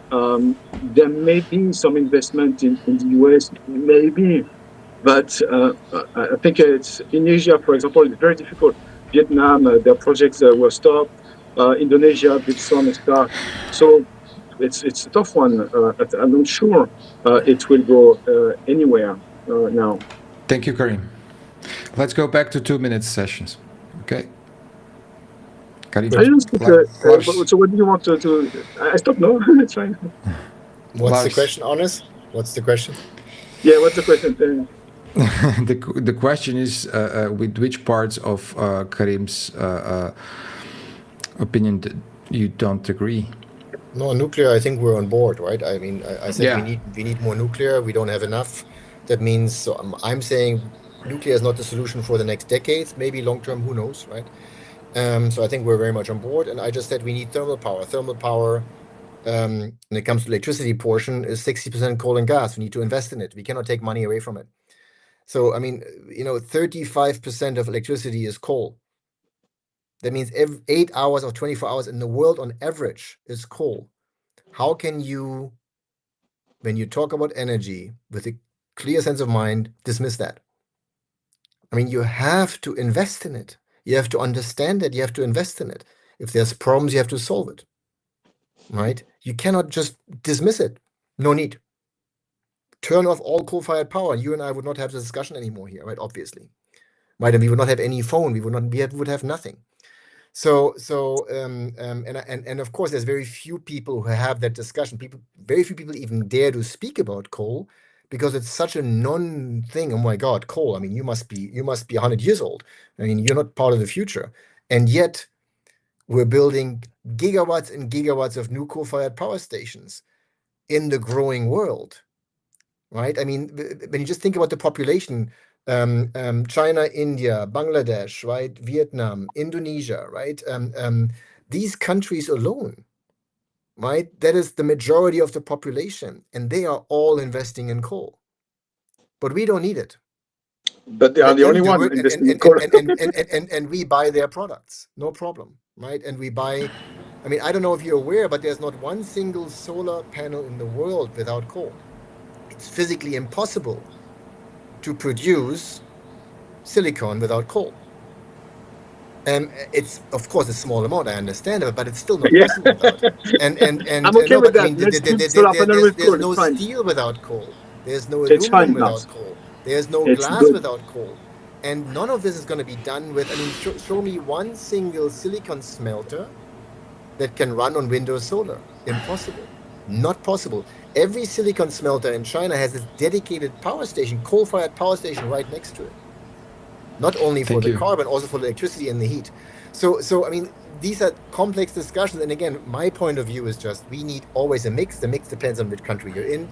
And if you're dismissing coal, you're making a huge mistake. Long term, I'm for a future where we don't have to dig so much out of the ground anymore. We have to become more efficient in every way. And but right now, coal is the lowest cost on average. It's the safest, the most secure. It's not the cleanest, but it can be multiple cleaner if we were just replacing old power stations with new power stations. And not even that is being done. Instead, we are bombing, we're exploding new coal-fired power stations in Europe. I mean, that's how crazy the fear of coal has become.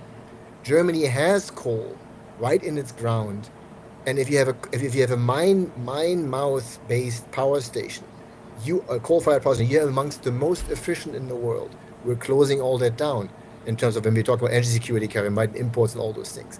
So I mean, anyways, the UK as well, they also closed down coal production, and 400,000 deaths. I mean, that's just ridiculous. I'm sorry. That is models. There are deaths from any industrial operation has death. Mining has death. Industrial operation has death. The numbers you are saying is from pollution, and these are models where you're trying to model the death from coal pollution and show me one single person that actually died from coal pollution in a modern country, okay? Not in an old where people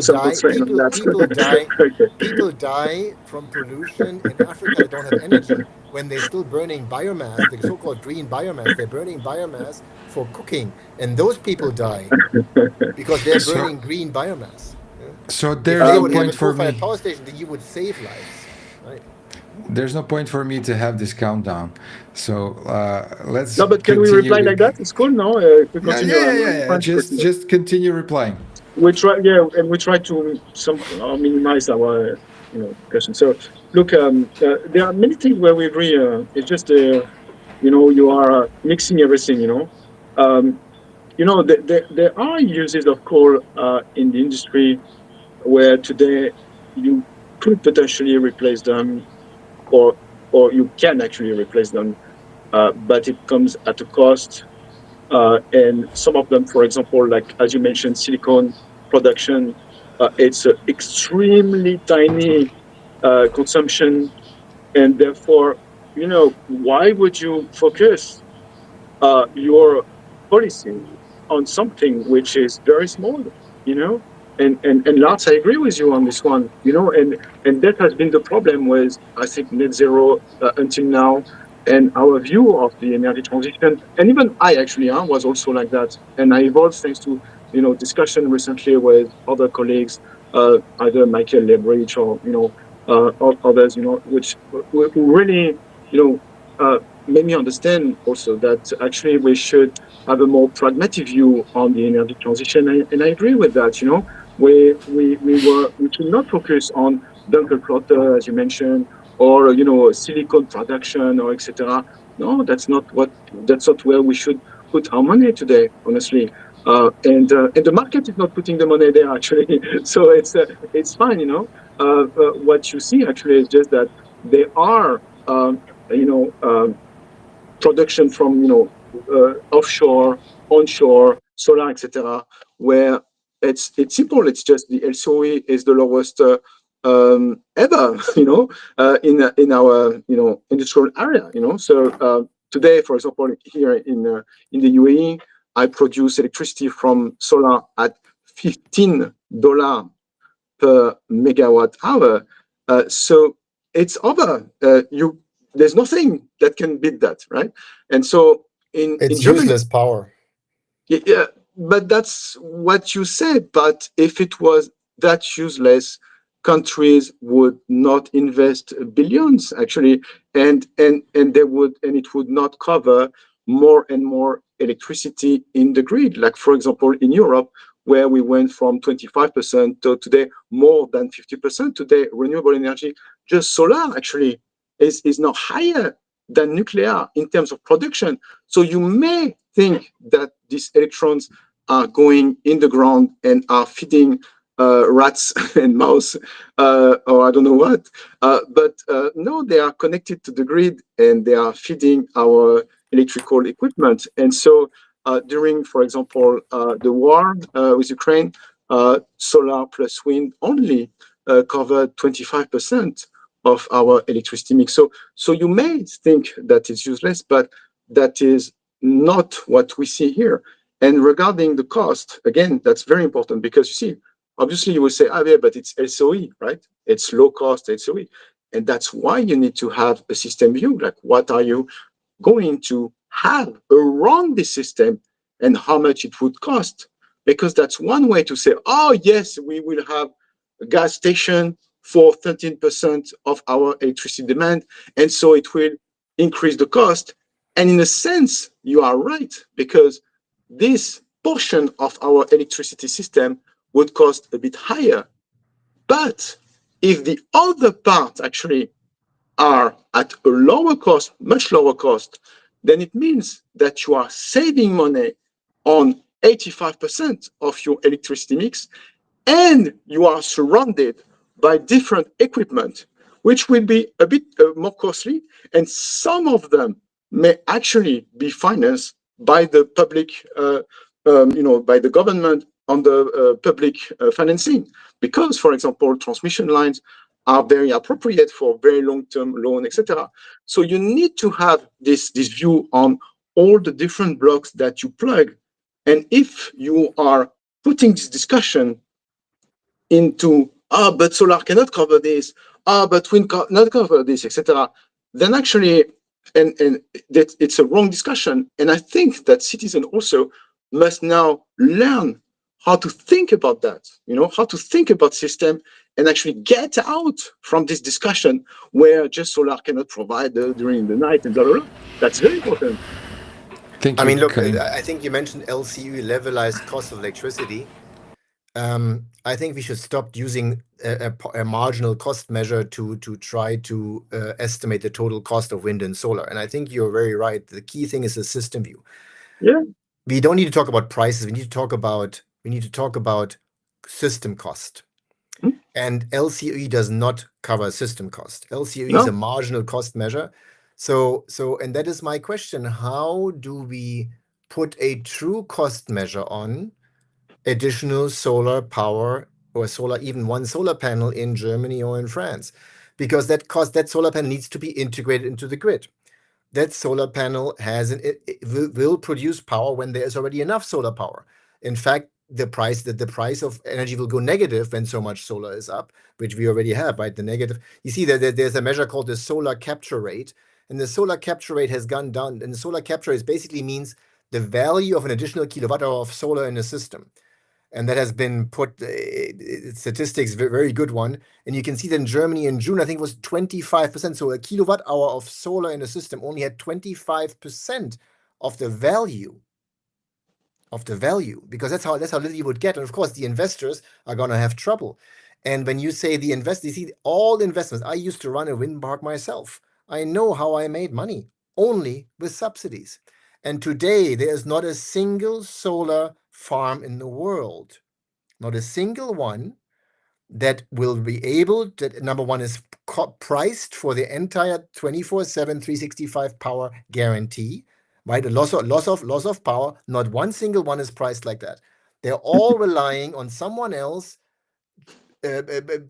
putting up the slack and someone building up the network integration. So the integration cost of wind and solar is so. Don't laugh, Karim. It's not nice. No, but we're talking about serious. system I'm cost, very and now serious, you're Karim. going back to say one solar plant should provide the whole system. That's not how you do it. You're using the wrong methodology. What I'm saying is the you know, LCOE is irrelevant. It's a wrong measure. It misleads. but you are also mistaken in the LCOE methodology that you're misleads because proposing. it's not the true and full cost of power. So we need to have a cost measure that's true and correct. Let me explain you We need the methodology. to have the entire network integration cost and the entire cost of what solar power does to our system, No. which is So not positive. let me explain to And you just the because methodology. solar has a higher share in the system doesn't mean that's better, that's worse. The total cost, the total system cost of Europe, of Germany, it doesn't matter, goes up. The cost, I'm not talking about price, the cost goes up. And that's my problem. I don't care about prices. Actually, I do care. But the cost goes up. And the cost has to go up in the system. When the cost goes up, someone has to pay. That's the taxpayer in the end, in one way or another. And that is the fundamental problem that I have with solar and wind. The cost goes up, and you said yourself. And yet, the IEA and Europe is using LCE as if solar is so cheap. There's this solar is cheap. Solar is not cheap. Solar is the most expensive if you include the entire system cost. No, so Lars, so I explain to you how you do that and the result of the studies and how you calculate that. So LCOE is for one generation plant, for example. Okay, so solar will produce at X kilowatt hour, and so it generates electricity, and this is the cost. So you have the LCOE. Okay, and you're saying that's wrong because we need to integrate the system. That's correct somehow. I mean, if you can say that solar is very cheap because it's very cheap, but how does it translate into a system cost? So you can't say, okay, my solar plant should provide 24 hours a day electricity, because then you are missing the very thing that you want to actually capture, which is the system cost, right? So how do you do that? Unfortunately, you can't do that, Lars, and I cannot also, because if you want to estimate a system cost, you need first to build your system, and you don't know how to build your system, because to build the system, you need to have a demand projection on a 15-minute basis for the next 30 years, and you need to project the evolution of the demand, and you need to project also cost on different technologies, and you have your constraint on primary reserve, secondary reserve, etc., and that's how you calculate your system cost, and that's the only way to calculate your system costs, Lars. So who is doing that? Utilities are doing that. So they are like you, and they are saying that, okay, I mean, some of them, they say, okay, I don't want coal, for example, or I don't want nuclear, for example. If nuclear is banned, which I think, it's wrong. I mean, why would you ban nuclear? It's low carbon, etc. So you can give the chance, to nuclear to compete against I don't know what, but you need to give it a chance. So let's suppose you have all technology, and then you model that and you see what is your system cost. That's the only way to do it. So the result, they are not saying what you say, Lars. The result of these studies, for example, in France, and in France, it's not known for loving renewable energy. I mean, we are pushing renewable energy, right? But we are like a super nuclear country, and we love nuclear. And in our simulations, we took electricity price from nuclear, which are way lower than what we see today in the market, which is, as you need to know that 130 euro per megawatt hour. That's the price of nuclear today, right? So even if you talk about LCOE, which, for example, if I take Germany solar, which would be maybe 45, for example, you say, oh, it's much cheaper, but you have the system cost. But you see, if you integrate super low electricity cost from renewable, and then if you build your system around that, and it's not double or whatever, you need to model that. You have, pump hydro, you have biomass, you have interconnection. You're going to use the hydro from Norway, build transmission line, and transmission line will be financed on the public finance system. So you have long-term debt, etc. So when you factor all this cost, actually what you see is that it's possible to build an energy system, and actually we should do that, invest a lot in a system which is a lot of renewable energy. And I'm not saying because I love renewable energy, I'm just saying that if you invest a lot in cheap electricity and build your system around that, and I agree with you, we should not say, let's not do gas or whatever. I don't care. Please do whatever, put whatever you want in this 15%. Nuclear, gas, it's fine. We are not at this stage where we should be picky on this Dunkel floater or whatever. Okay, that will come. For now, let's integrate as much as we can super cheap electricity until it reaches a point where, okay, now I need to build this long-term storage or whatever and see the cost. And there is not a single study actually from utilities which will say otherwise than what I've just said. And that's the issue. Thank you, Karim. So can we just now try to give the final words? Because we are entering the third hour of this discussion. But it was cool, actually. So, yeah. It's outdoor, but I like that. Lars, please, and I will not limit your time here for both of you. No, let's try to limit it. Yeah. Look, I think let's start with the most important is that we agree we need to be energy efficient. We need to reduce our environmental impact. We need to have reliable, affordable energy, right? With the least environmental impact. That's the most important, right? We both agree that nuclear is a big portion. We agree it will not be enough, right? And we disagree on wind and solar. That's basically what we disagree on. So I mean, we're both, we want to try to build the same thing, but we disagree on wind and solar.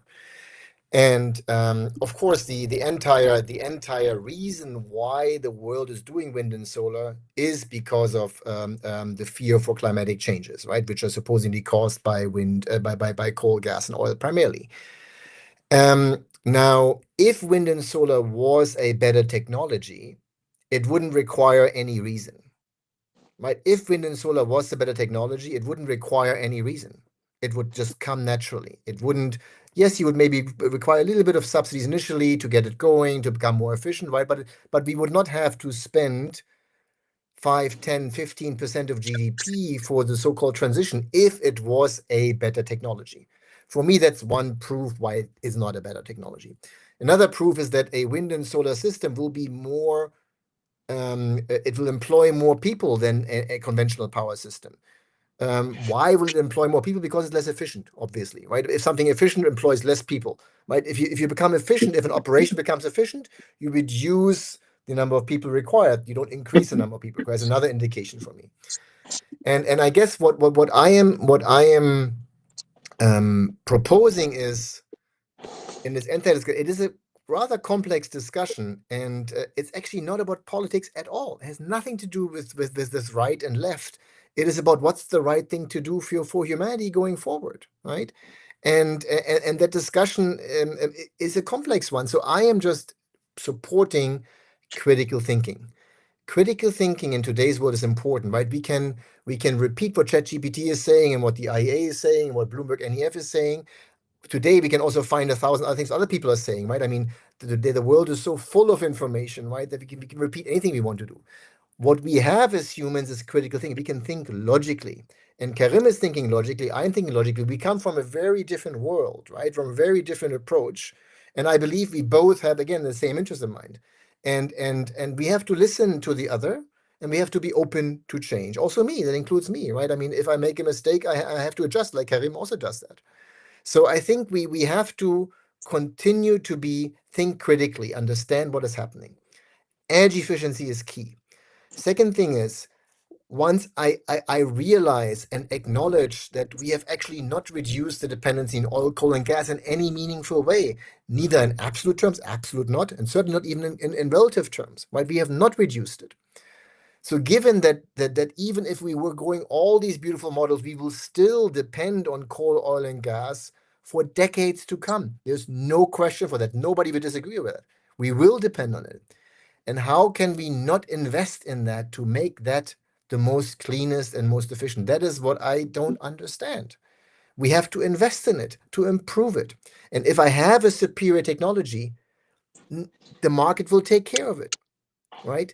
The market will take care of it without intervention, without rules and regulation. In China, there's a rule that every solar panel has to put batteries on top. It's a rule in many states, right? It's like a legal requirement. Why is a legal requirement there? Because it doesn't work without. Even with the battery, it won't work. Why is China still building coal-fired power stations if we don't have to? They have solar and wind. They don't need to build coal-fired power stations. Right now, I mean, the installed coal capacity is 1.2 terawatt in China. Solar is already at 900 gigawatt almost. So solar installed capacity is already almost at the size of coal, and yet we're still building more here. Why? This can do it. It can obviously not do it. So look, what I am proposing is think critically, logically, including myself. If you make a mistake, adjust, think about it, right? And in the end, we are all for the same thing: raw material efficient, energy efficient. That logically leads to environmental efficiency, logically, right? And it also leads to, obviously, to economic efficiency, right? So it's very clear. So I think when we are here at system level, that's what we need to get to. And of course, there's cheap resources, there's more expensive resources. You cannot compare a ton of coal with a ton of lithium, right? It's a very different story, right? Of course. And you have to consider the ore impact, not just the metal impact. And this is my specialty. My specialty is to think about the raw material energy input required to build systems, including coal and gas and nuclear and batteries and all those things. And my book and also our blog on unpopulartruths.com goes into some of these subjects. For instance, I just recently wrote a paper, which we're also going to do a scientific paper out of it, about batteries, what it takes to build batteries. I don't think it has ever been done in the world. How can governments put up such decisions about so-called transition without even having done this basic work with realistic assumptions? And that touches me personally. My business is fine. We'll be okay. It's a personal passion of mine. I make zero money with this, right? And I have an interest to understand and to work for a more efficient future. That is what my interest is. Thank you, Lars. Karim, your final word. Difficult. Okay, so I like the idea of discussing how to get information, because we disagree strongly here, and it's an important point.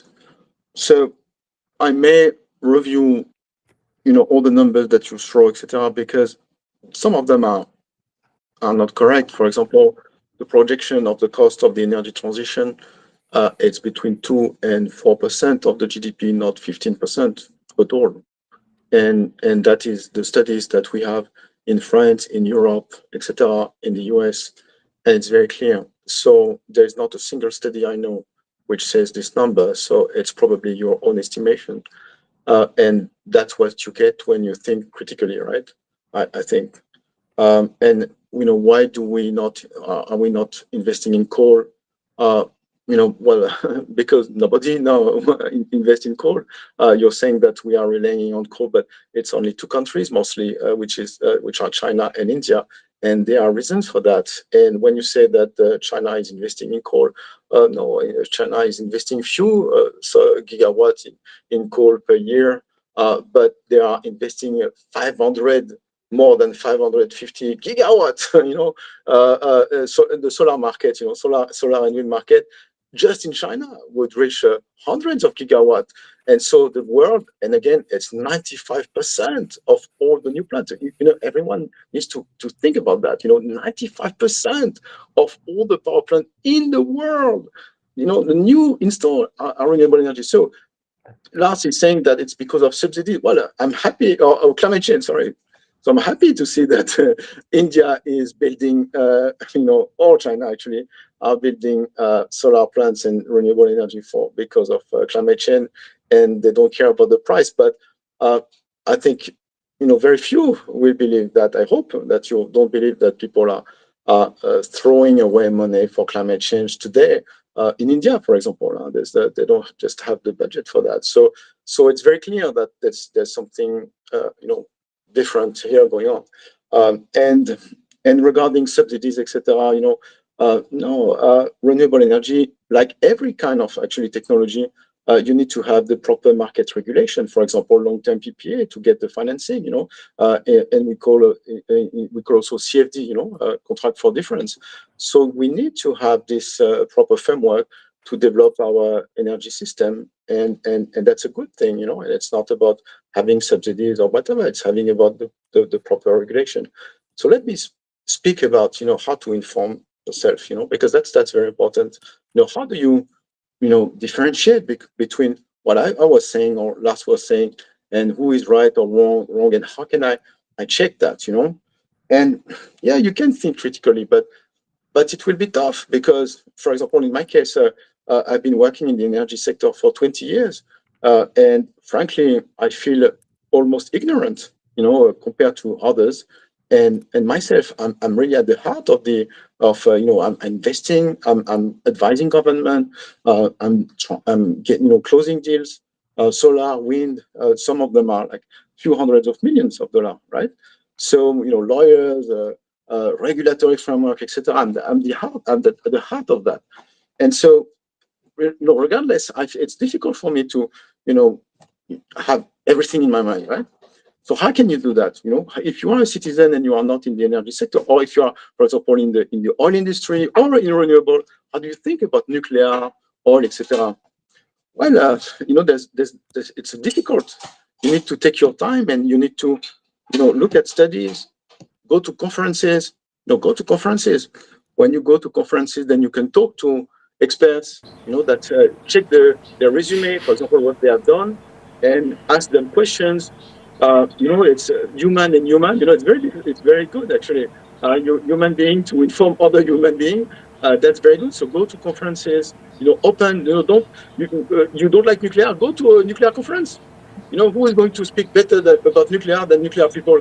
If I want information about nuclear, I will call friends who are working in nuclear, and I will ask them questions, but I make sure also that they have the proper expertise, all gas, etc. You need to think, you need to talk about with people and get information from them, ask questions, a lot of questions, and try to, gather all these, different views, and after that, make your own views. But first, you need to ask, you need to go to conferences, and you need also to read also some reports and try to diversify your sources of information.